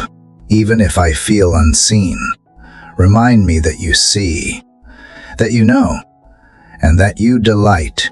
I choose to show up for this day, not with fear, but with fire, not with dread, but with devotion, not with reluctance, but with reverence. You are here. You are leading. You are enough. Let this be my courage, not the absence of fear, but the presence of you in the midst of it. And in your presence, all things become possible. Father, in the hush of this new morning, I come before you still carrying pieces of yesterday, the echoes of regrets and memories that sometimes feel heavier than hope. But even as I whisper these confessions into the light of your presence, I feel the gentle invitation to release, to let go of what was, to loosen the grip of shame, guilt, and longing for a different past. I sense you calling me not to fix what I cannot change, but to open my arms to the newness you have prepared. Father, just as the sun never repeats its exact rising, you do not ask me to relive old sorrows, but to rise with you into the now. My soul hesitates, remembering old wounds, old patterns, and the fear of stepping into the unfamiliar. Yet your voice is steady, and your love unshaken. You remind me that I was never meant to live in reverse. What you offer me is a forward movement, a gentle but firm leading into restoration. As I surrender the past into your hands, I feel the trembling courage to step into the unknown. I do not know what awaits, but I know who goes with me, and that truth becomes enough for this hour. I lay down the false belief that my past disqualifies me from joy, from calling, from peace. You are the God who writes new chapters, even after pages that were torn or stained. You are not intimidated by what broke me. You redeem it. Father, walk with me through the rooms of memory and close the doors that lead only to sorrow. Shine your light into the places I have tried to lock away, and whisper truth where lies have nested for too long. Let your mercy echo louder than the accusations that try to keep me chained. When I feel unworthy, remind me of the cross. When I doubt I can change, remind me of the resurrection.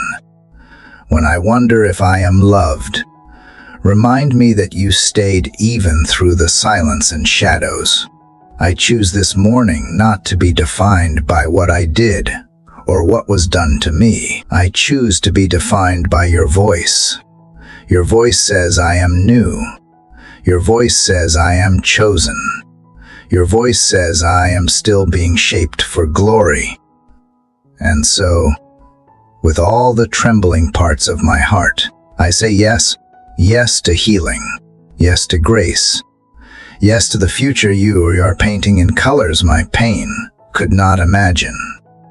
You are the God who turns graves into gardens. You do not waste brokenness. You gather it.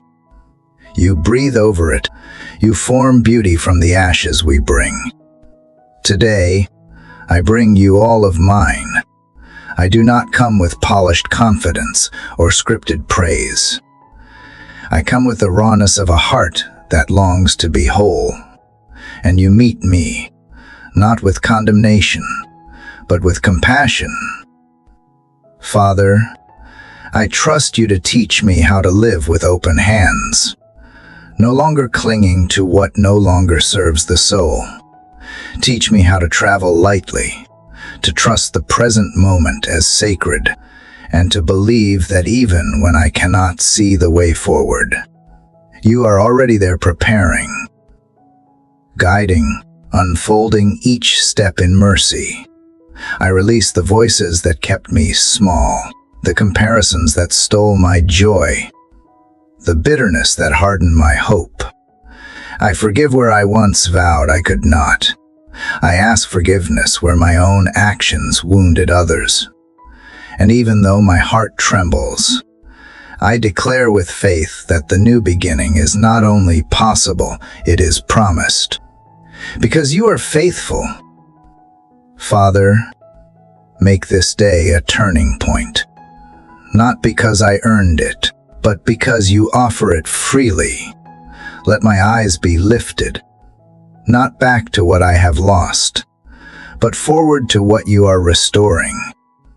Let my thoughts be renewed, no longer rehearsing defeat, but rehearsing your goodness.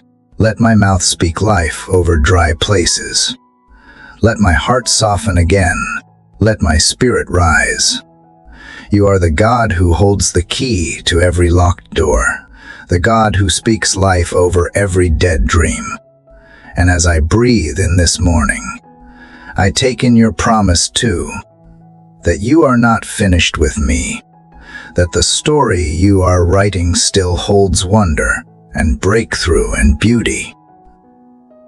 Even here, even now, lead me, Father, into this newness, and let me not fear the unknown. but run toward it with the confidence that you are already there. Waiting. Father, as I sit quietly before you, my heart echoes with the rhythm of longing. I trust you, yet I do not always understand your timing. Still, even when my questions linger, even when the answers do not arrive with the swiftness I desire, I am learning to rest in the stillness of your plan. The previous chapter brought me to a threshold of letting go.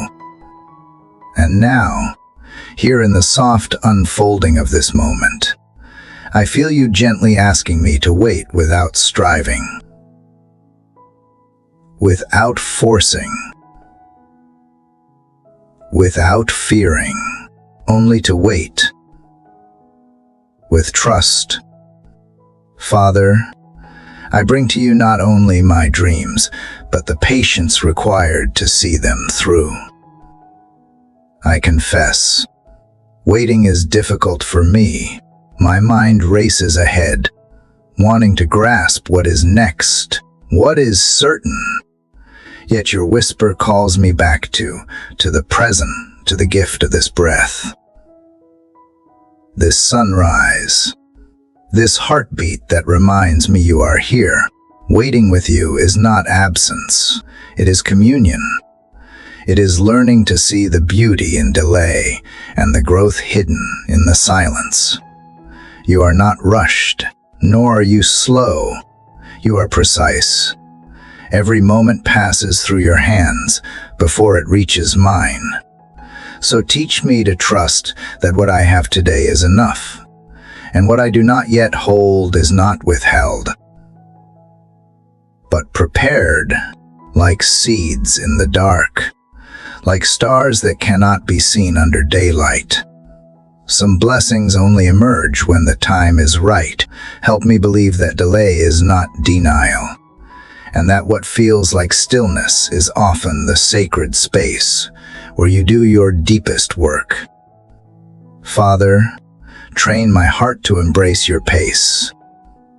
When I grow weary of waiting, remind me that even the wilderness is not wasted.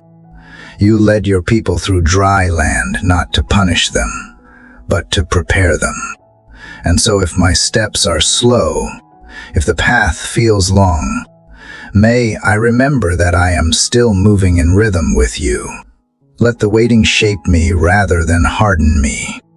Let it soften my heart and sharpen my discernment. Let it refine my character more than it frustrates my plans.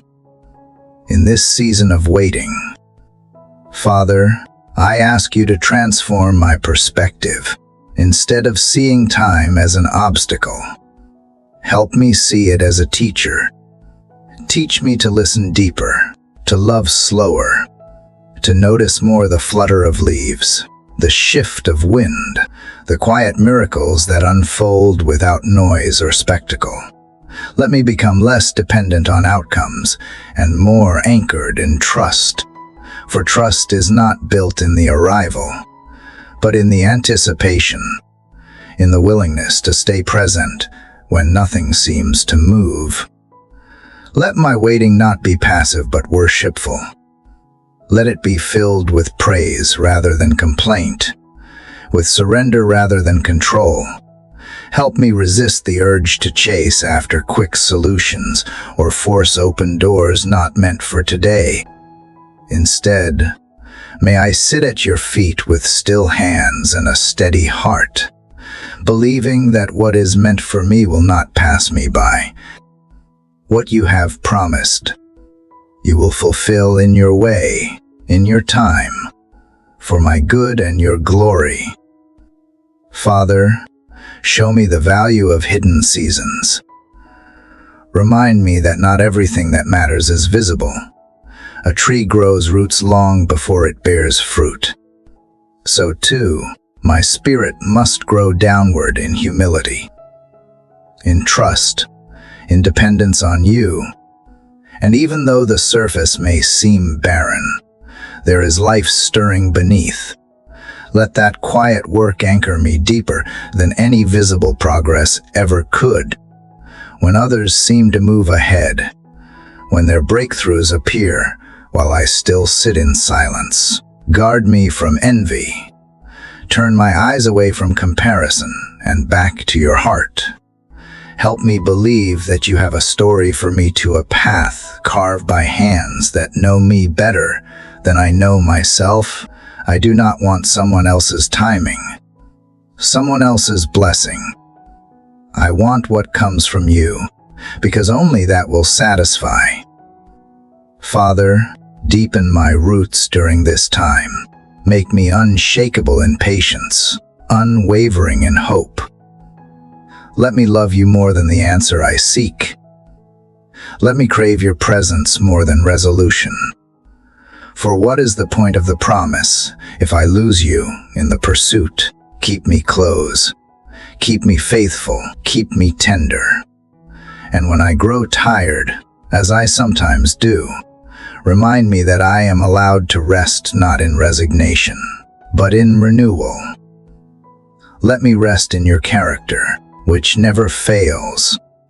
Let me rest in your story, which is always unfolding, even when the pages seem blank. Let me rest in your arms, which never push away those who wait with longing.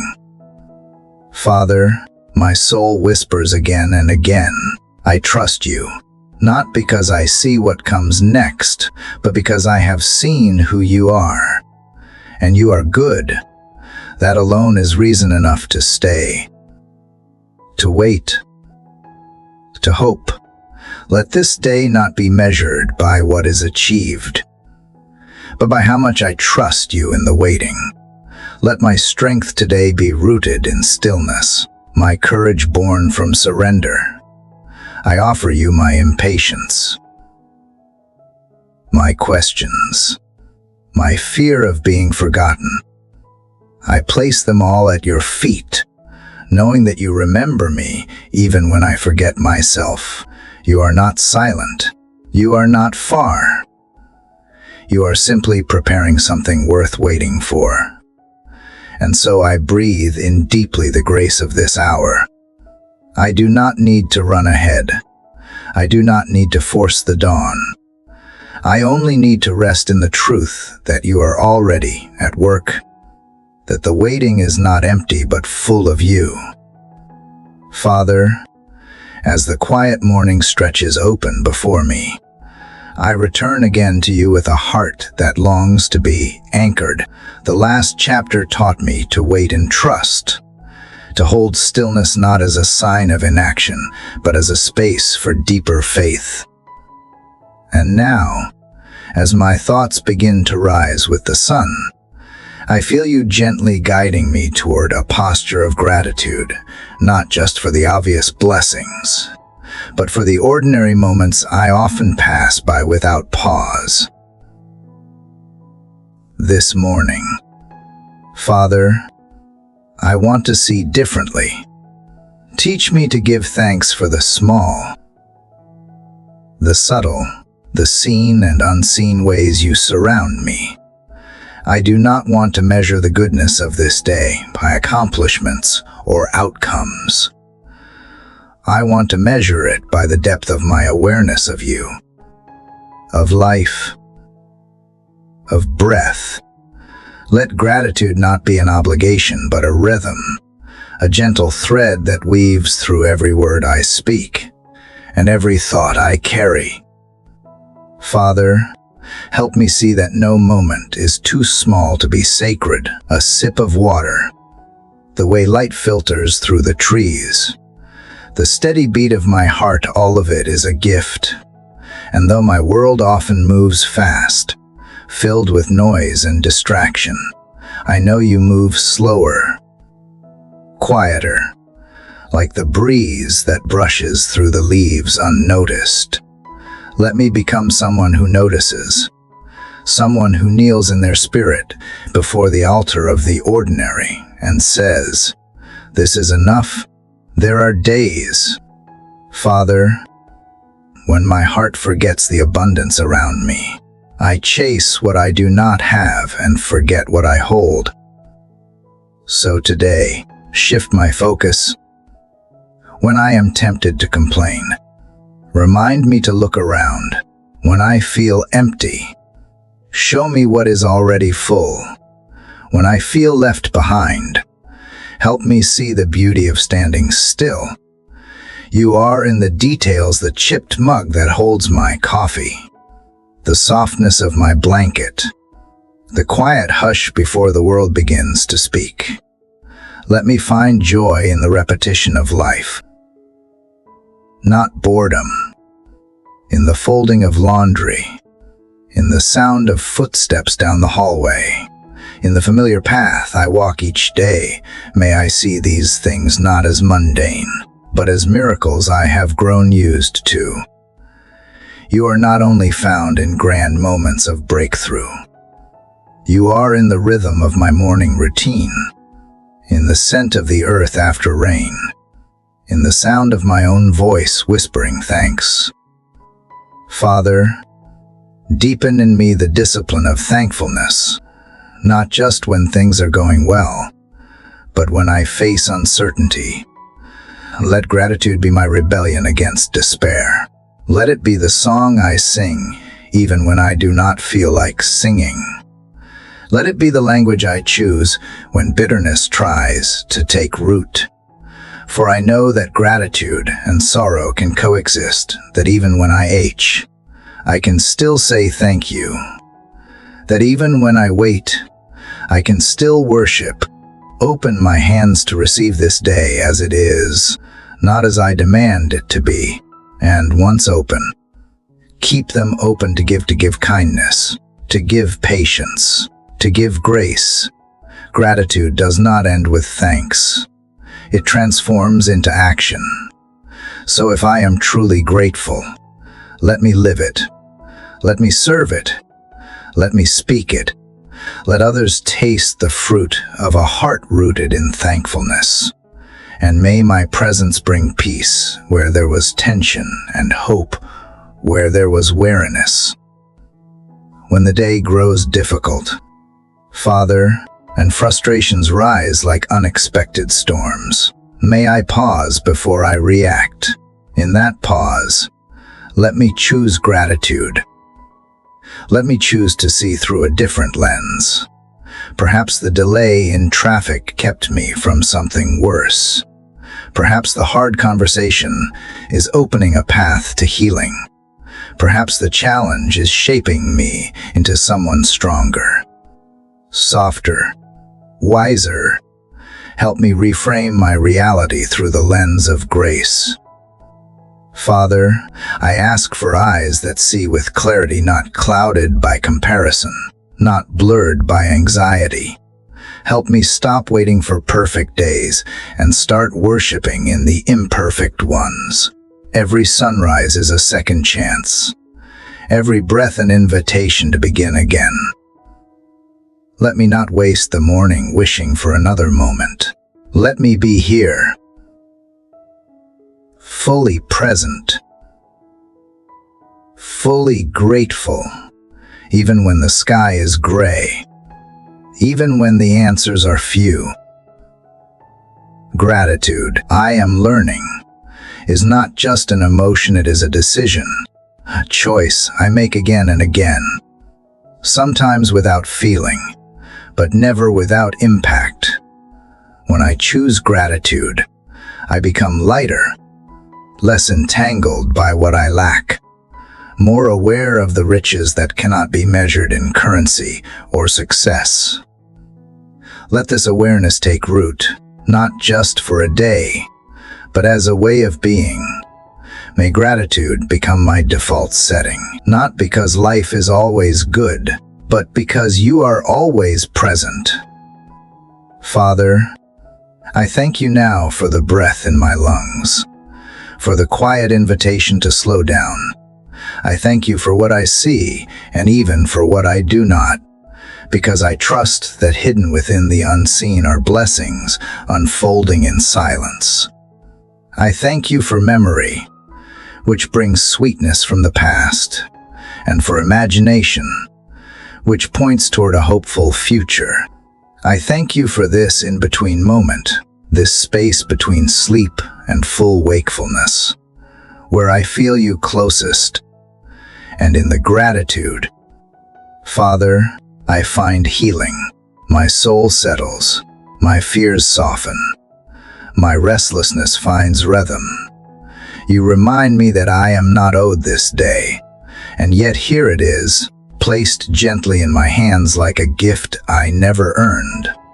Let me unwrap it slowly, joyfully, and with reverence.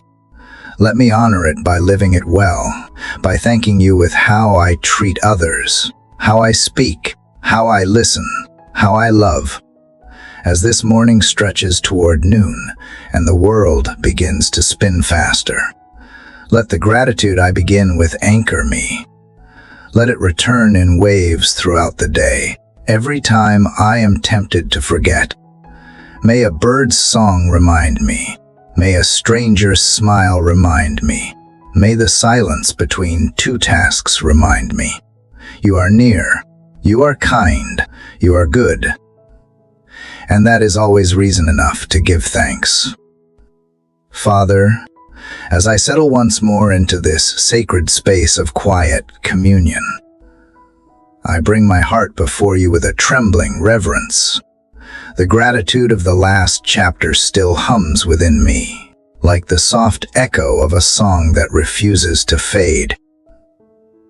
But today, I feel you drawing me towards something deeper, something that presses on the inner places of resistance and fear.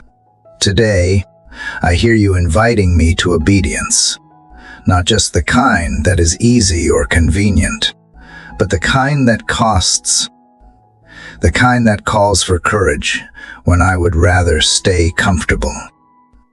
Father, I have often prayed for clarity, for understanding, for signs that affirm the steps I take. But now I see that true obedience does not wait for certainty. It moves in faith. It says yes when everything inside whispers hesitation. It follows not because the path is smooth, but because you are the one leading it. Teach me how to obey you, not just in the things that are agreeable or admired, but in the places where obedience feels like surrendering control, like stepping into fog with nothing but your voice to guide me. Give me the courage, Father, to follow even when the way is unclear. When you whisper to let go of something that once felt essential, help me trust that you are replacing it with something better, even if I cannot yet see it. When you prompt me to speak truth where silence would be easier, give me boldness to stand in grace and love without fear of rejection. When you nudge me to forgive someone who has not apologized, may I do so not because they deserve it, but because you have forgiven me first. Let obedience become more than an act, it must become my posture, a heart bowed in trust, a life bent in submission, not from obligation but from intimacy. For I know that you do not call me to obedience to burden me, but to free me. Your commands are not shackles. They are invitations into deeper life, deeper peace, deeper joy. But Father, I confess that obedience sometimes feels like loss. Help me remember that every sacrifice I make in faith is held by your promise to redeem and restore. There are times, Father, when obedience will cost me relationships, opportunities, or comforts. Give me the resilience to endure those losses without bitterness.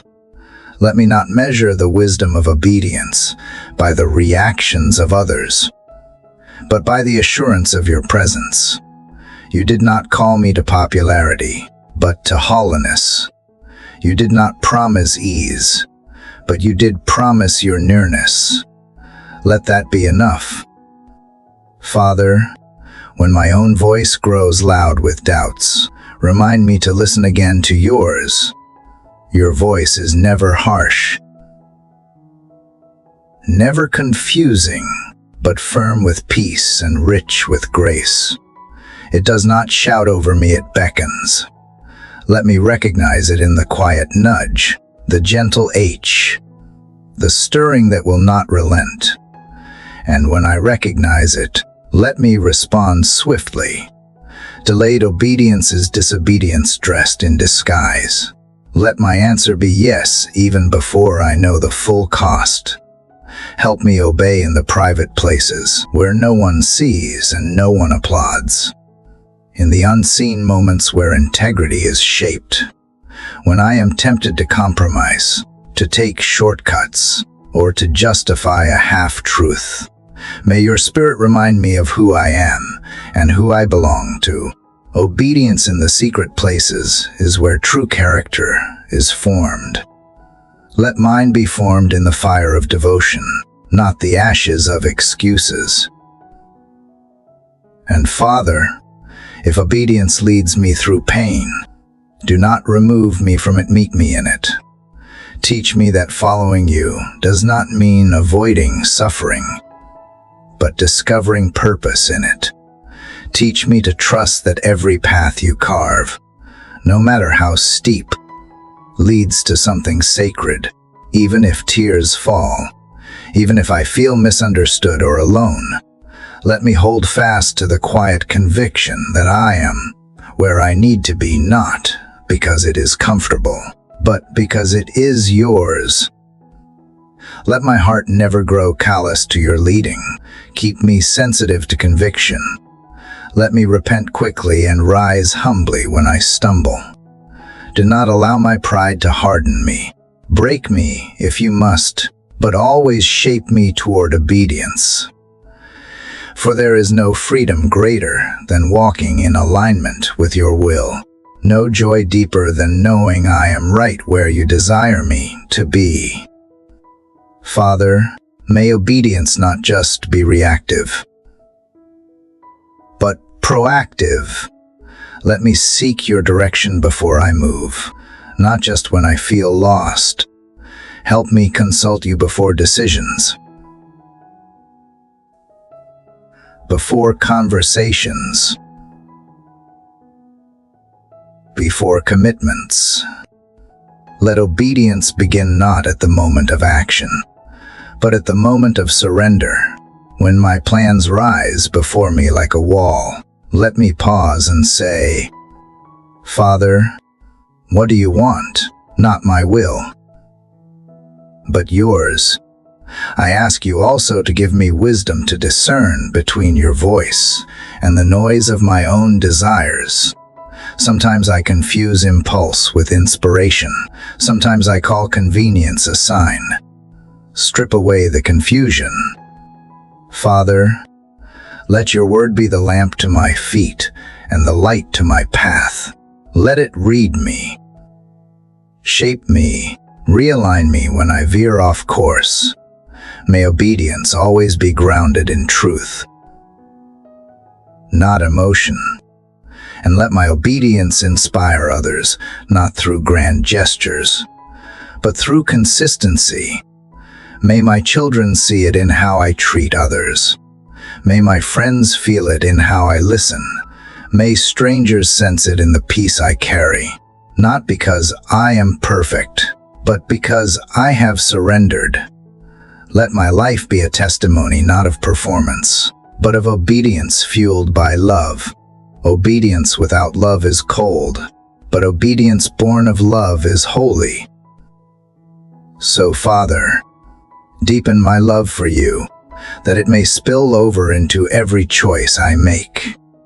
Let love be the root, obedience the fruit, and may that fruit nourish others, those who are watching, wondering, aching for an example of what it looks like to follow you, when it is not easy, when it is not popular, when it is not safe. In every breath, let me remember that obedience is a response to relationship. I follow because I know the one I follow is good. I say yes because I have learned to trust that, even when I do not understand the plan, I know the heart of the planner, and that is enough. So here I am again, Father, holding this day with open hands. I do not know what it will bring, but whatever it asks of me, let my answer be yes, even if it costs, even if it stretches me, even if it breaks something in me. Let it also build something eternal, something holy, something that bears the mark of your name. Father, in this early quiet, before the world fully awakens, I come again with a heart longing for you. The rhythm of yesterday's surrender still echoes in my chest, but I know that obedience is not a one-time declaration. It is a daily choosing, a deliberate yes in the silence of the mundane, in the repetition of tasks that feel unnoticed, in the countless decisions that shape my soul quietly but completely. As I breathe in this new morning, I sense your gentle urging, not toward the extraordinary, but toward faithfulness in the ordinary. Each moment, each thought, each response I give is a stone laid on the path of purpose.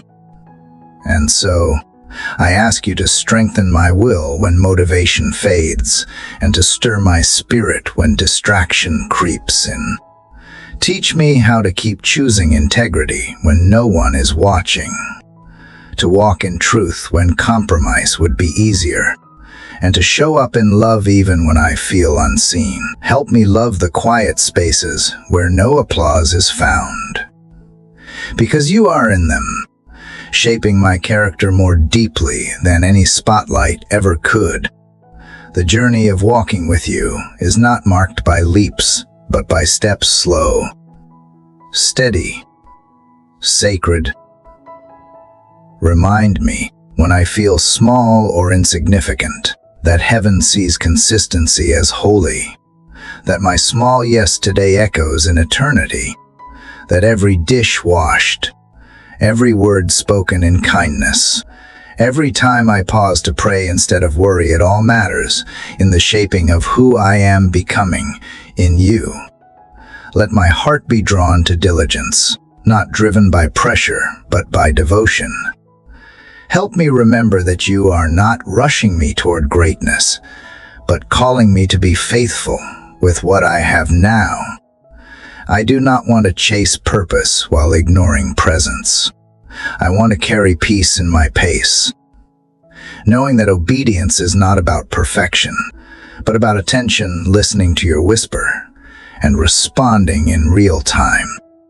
Give me a spirit that returns to you with each sunrise, not just with requests, but with renewed readiness to be molded again. When the path feels dull or long, remind me of the beauty of perseverance. Remind me that seeds planted in faith bloom in seasons I cannot always predict. And even when I see no fruit, help me continue watering with hope, trusting that what is rooted in you cannot be wasted. As the hours unfold ahead of me, may I not be consumed by what I cannot control. Instead, anchor me in what I can choose: my words, my attitude, my kindness, my courage. Let me be faithful in the unseen, because you are the God who sees in secret. Let me be faithful in silence, because you often speak most clearly when the world is quiet.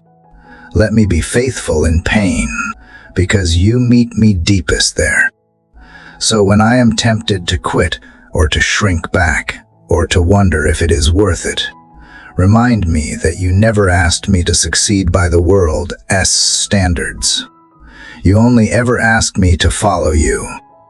And following means showing up, one obedient step at a time. It means letting your love shape every detail of my day, even the parts I used to overlook. It means keeping my eyes fixed not on outcomes, but on you. Father, let my life become a song of quiet yeses.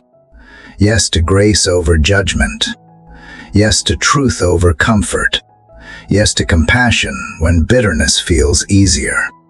Yes to stillness when noise wants to take over. Yes to walking with you when the road wins unexpectedly. Yes, even when I do not see why. Yes, especially when I do not feel like it. Because my faith is not a feeling, it is my surrender. Even as this prayer flows from yesterday's reflection, I sense your presence continuing its gentle work within me. Where once I needed rescue, now I need resolve. Where I once asked for breakthrough, now I ask for boldness to keep going when breakthrough takes time. You are teaching me that miracles are not always sudden. Sometimes they grow in the soil of steady obedience, watered by patience, lit by the light of trust. So if all today holds is another opportunity to be kind in a hard place, I say yes. If all it brings is a chance to forgive what still hurts, I say yes. If it offers me the choice to rest when I would rather strive, I say yes. And if it asks me to speak truth with gentleness, or serve without thanks, or wait without knowing, then I will choose again to say yes, because you are with me in the choosing. And in each yes, may I find you again, not because you moved, but because I slowed down enough to see you more clearly, in the repetition, in the dailiness, in the small sacrifices that make up a surrendered life. Let me meet you again and again, and fall more deeply in love with the one who never tires of walking beside me. Let this be my worship today, not loud or showy, but quiet and real. May my obedience be steady. May my heart be undivided. May my focus be uncluttered. And may my yes be rooted in love, for you alone are worthy of it all. Father, you are still here. As my soul continues to walk the quiet path of this morning's prayer, I feel your presence unfolding gently like a soft wind brushing through tall grass. I do not have to strain to hear you. You speak in stillness, in the sacred pauses between my thoughts, and even in the places where I once feared silence. You have taught me that silence can be the purest sound of trust. My heart remembers the softness of your voice when the world was too loud. It recalls how you wrapped peace around my shoulders like a warm garment when worry clawed at my chest. You did not remove the storm, but you sat with me in the rain. And that was enough. That was everything. Because in that moment, I understood that peace is not found in the absence of trouble, but in the presence of your unwavering closeness. When the night felt too long and the morning too far away, you were already preparing light. Before I knew how to pray the words, you had already begun to answer with your comfort. Before I reached the breaking point, you had already stretched out your hand.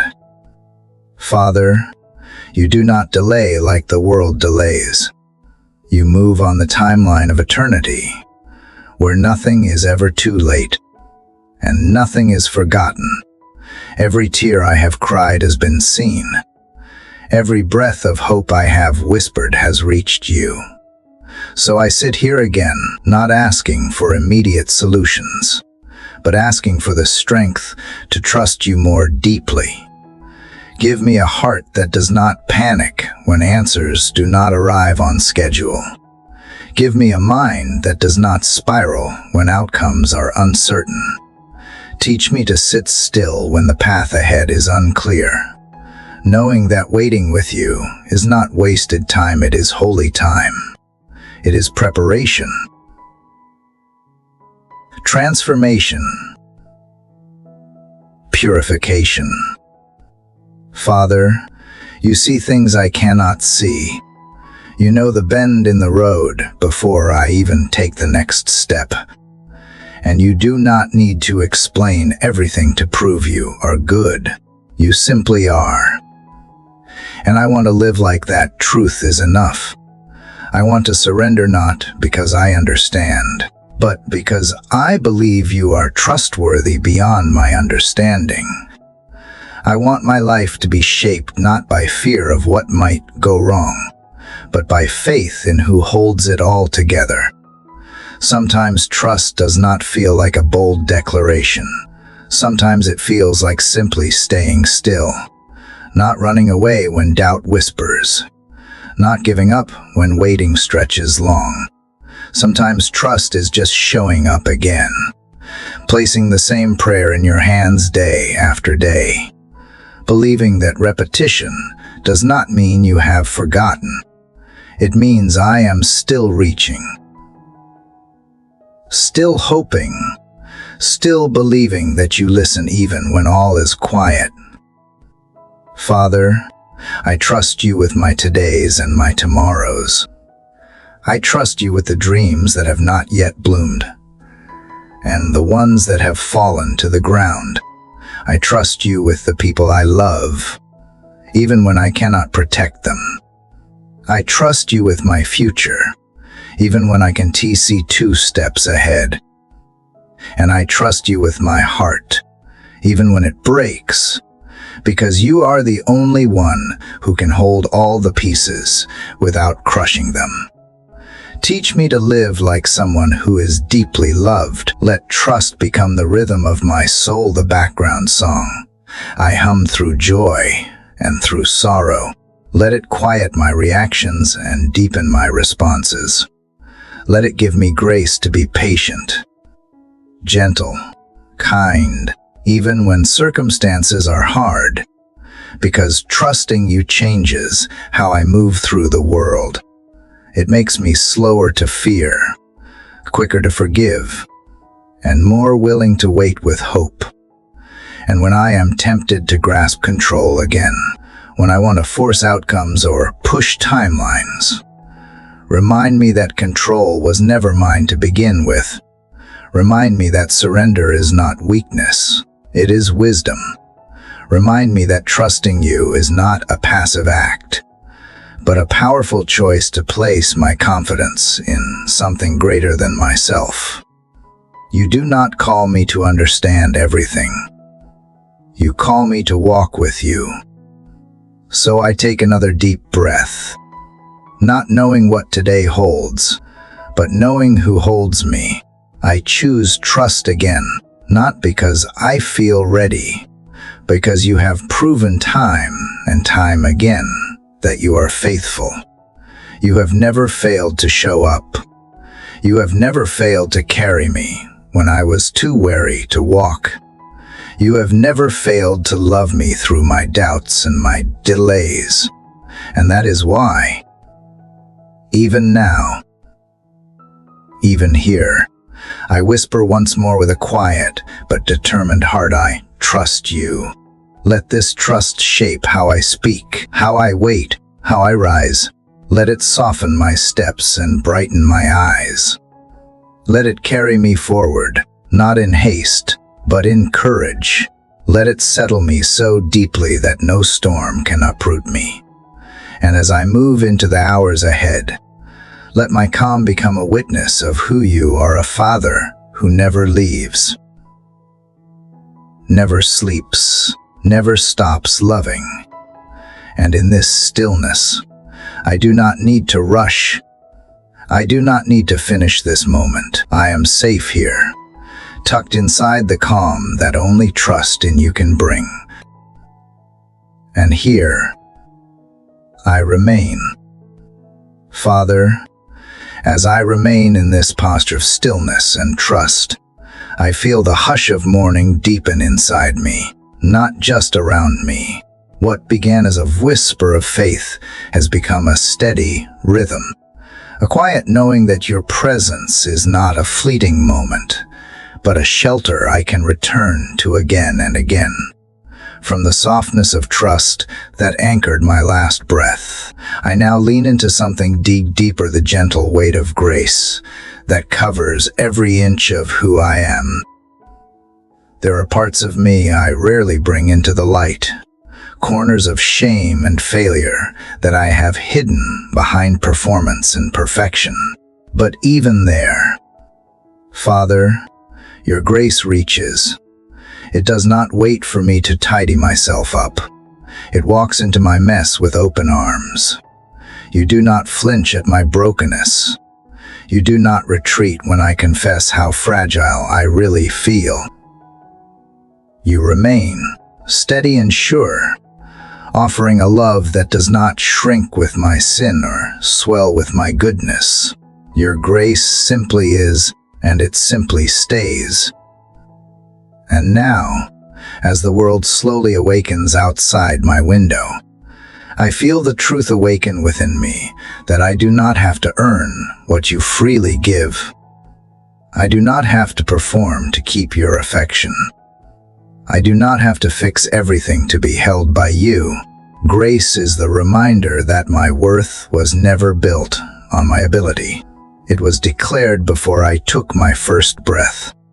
It was sealed in love that predates my existence. It is the unchanging melody in the chaos of my striving. Let that truth wrap around my day like light wraps around the morning. Let it become the first thought I carry into each decision,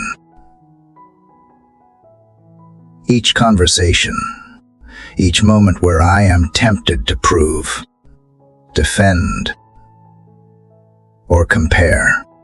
When I look at others and feel smaller, whisper again that I am enough, not because of what I have done, but because of who you are.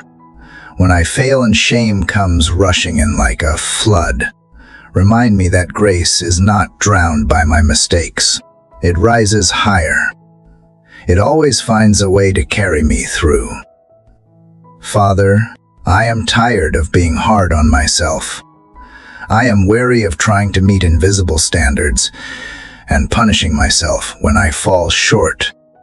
Teach me how to be gentle with myself in the same way you are gentle with me.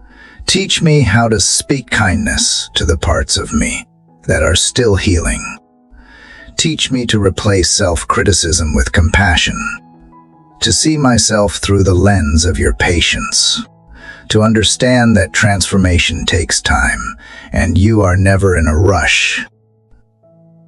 Sometimes, I try to carry things alone that you never asked me to bear. I pile expectations onto my shoulders, believing I have to hold everything together. But grace interrupts that pattern. Grace says I can exhale. Grace says I can rest. Grace says I am not alone. Even in my weakness, I am seen. Even in my stumbles, I am loved. Even in my most uncertain moments, I am carried. Your grace is not fragile. It does not break when I break. It holds. So today, I surrender not only my fears, but also my self-sufficiency. I give you not just my pain, but my pride. I give you the parts of me that try to earn what cannot be earned. I give you the inner voices that say I am not enough, not holy enough, not productive enough, not lovable enough. And in return, I choose to listen to your voice, the one that calls me beloved, the one that never wavers, the one that reminds me that grace is not a reward, it is a gift. And because of that gift, I can walk lighter. I can forgive quicker. I can smile easier. I can be more present. I can be more human. Grace does not erase my humanity. It blesses it. It makes space for tears and laughter, questions and silence, failure and growth. It does not demand a perfect offering. It asks only that I come as I am, with open hands and an honest heart. Let that be my posture today, open, honest, willing to receive what I did not earn. Let grace shape my tone when I speak. Let it guide my pace when I move. Let it soften my eyes when I look at someone who is struggling. Let it remind me that no one is too far gone, not even me. Let it be the filter through which I see my family, my coworkers, the stranger on the street, and even those who hurt me. Let it turn judgment into mercy and hurry into presence. Father, you never ask me to be perfect. You only ask that I stay near. And in this nearness, grace becomes not just a word, but a way of living, a way of breathing, loving, hoping. It meets me in the kitchen and in the car, in the boardroom and in the quiet moments between. It holds me when I do not know what to pray. It walks beside me when I am too tired to believe. It sings over me even when I forget the lyrics of faith. Thank you for grace that never runs dry, never gives up, never grows impatient. Thank you for grace that surprises me when I expect punishment and offers peace when I expect pressure. Thank you for grace that keeps showing up in places I thought were too dark to redeem. I will carry it now, not as a burden, but as a blessing. I will wear it like sunlight. I will move it like a river. I will let it become the foundation on which I build every next step. And as I go into this day, I do not walk alone. I walk with grace as my shadow and mercy as my compass. And here I stay, in this rhythm, in this sacred simplicity, breathing in the quiet strength of knowing I am already enough. Father, even as my words slow and my heart settles into this final stretch of our morning journey, I feel the depth of what we have walked through together. Each chapter, each breath, each quiet turning of thought has been a step closer to something more still, more sacred. And now, here at the edge of this path, I do not feel an ending. I feel a beginning unfolding in the stillness, as if everything whispered so far has led me not to closure, but to a widening horizon I did not expect. All these mornings, all these moments of pouring my spirit into these words, they have not been in vain. They have built a sanctuary within me, stone by stone, prayer by prayer. I see now how each sunrise is not just another day, but another invitation. An invitation to live lighter, to believe deeper, to listen closer to the voice that speaks not in thunder, but in the hush between thoughts. You have not rushed me. You have waited patiently at every bend in the road. And as I look back, I realize it was never about perfect prayers or poetic phrases. It was always about presence. So now I breathe slower, not because I am finished, but because I have been filled, not with noise, but with knowing, not with achievement, but with alignment. You have taken the scattered pieces of my striving and gathered them into something whole. Not polished, not flawless, but true. True enough to be held. True enough to walk into today without fear of being too little or too late. True enough to live. And still, Father, I ask for one more thing, not for answers, not for guarantees, but for the quiet courage to keep showing up, to keep praying even when words feel dry, to keep trusting even when the ground feels shaky, to keep forgiving even when the wound still stings, to keep believing even when the night feels longer than expected. Because faith, I have learned, is not a finish line, it is a way of walking. And I want to walk with you. Let this morning not be a final note, but a soft opening, a space where the sacred continues in silence, where the lessons I have learned spill over into my tone, my timing, my tenderness. Let these prayers echo in my footsteps as I move through traffic, through deadlines, through ordinary moments that no one sees but you. Let me carry this stillness into rooms where chaos tries to reign. Let me remember how to return here, to this quiet center, when the world pulls hard. Let the people I love feel the overflow of what I have received in these hours. Let my words be seasoned with the grace I have tasted. Let my presence be steady like the peace you have poured into me. And when I fail, and I will let me remember, this is not about being flawless. It is about being faithful. Faithful to pause, faithful to listen, faithful to begin again. And for those who have walked this journey with me, heart open and spirit willing, I thank you. I thank you for every unseen reader, every soul who joined this quiet pilgrimage. May they feel less alone. May they feel more known. May something here awaken what they thought was too far gone.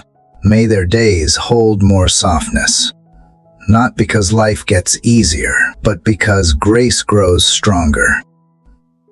To you who are listening now, thank you for staying, for taking each step, for letting your heart be reshaped by the sacred rhythm of morning devotion. I hope you feel the warmth of these words like a hand on your back, a companion in the quiet. I hope they linger with you in the spaces between noise. I hope they remind you that you are not forgotten.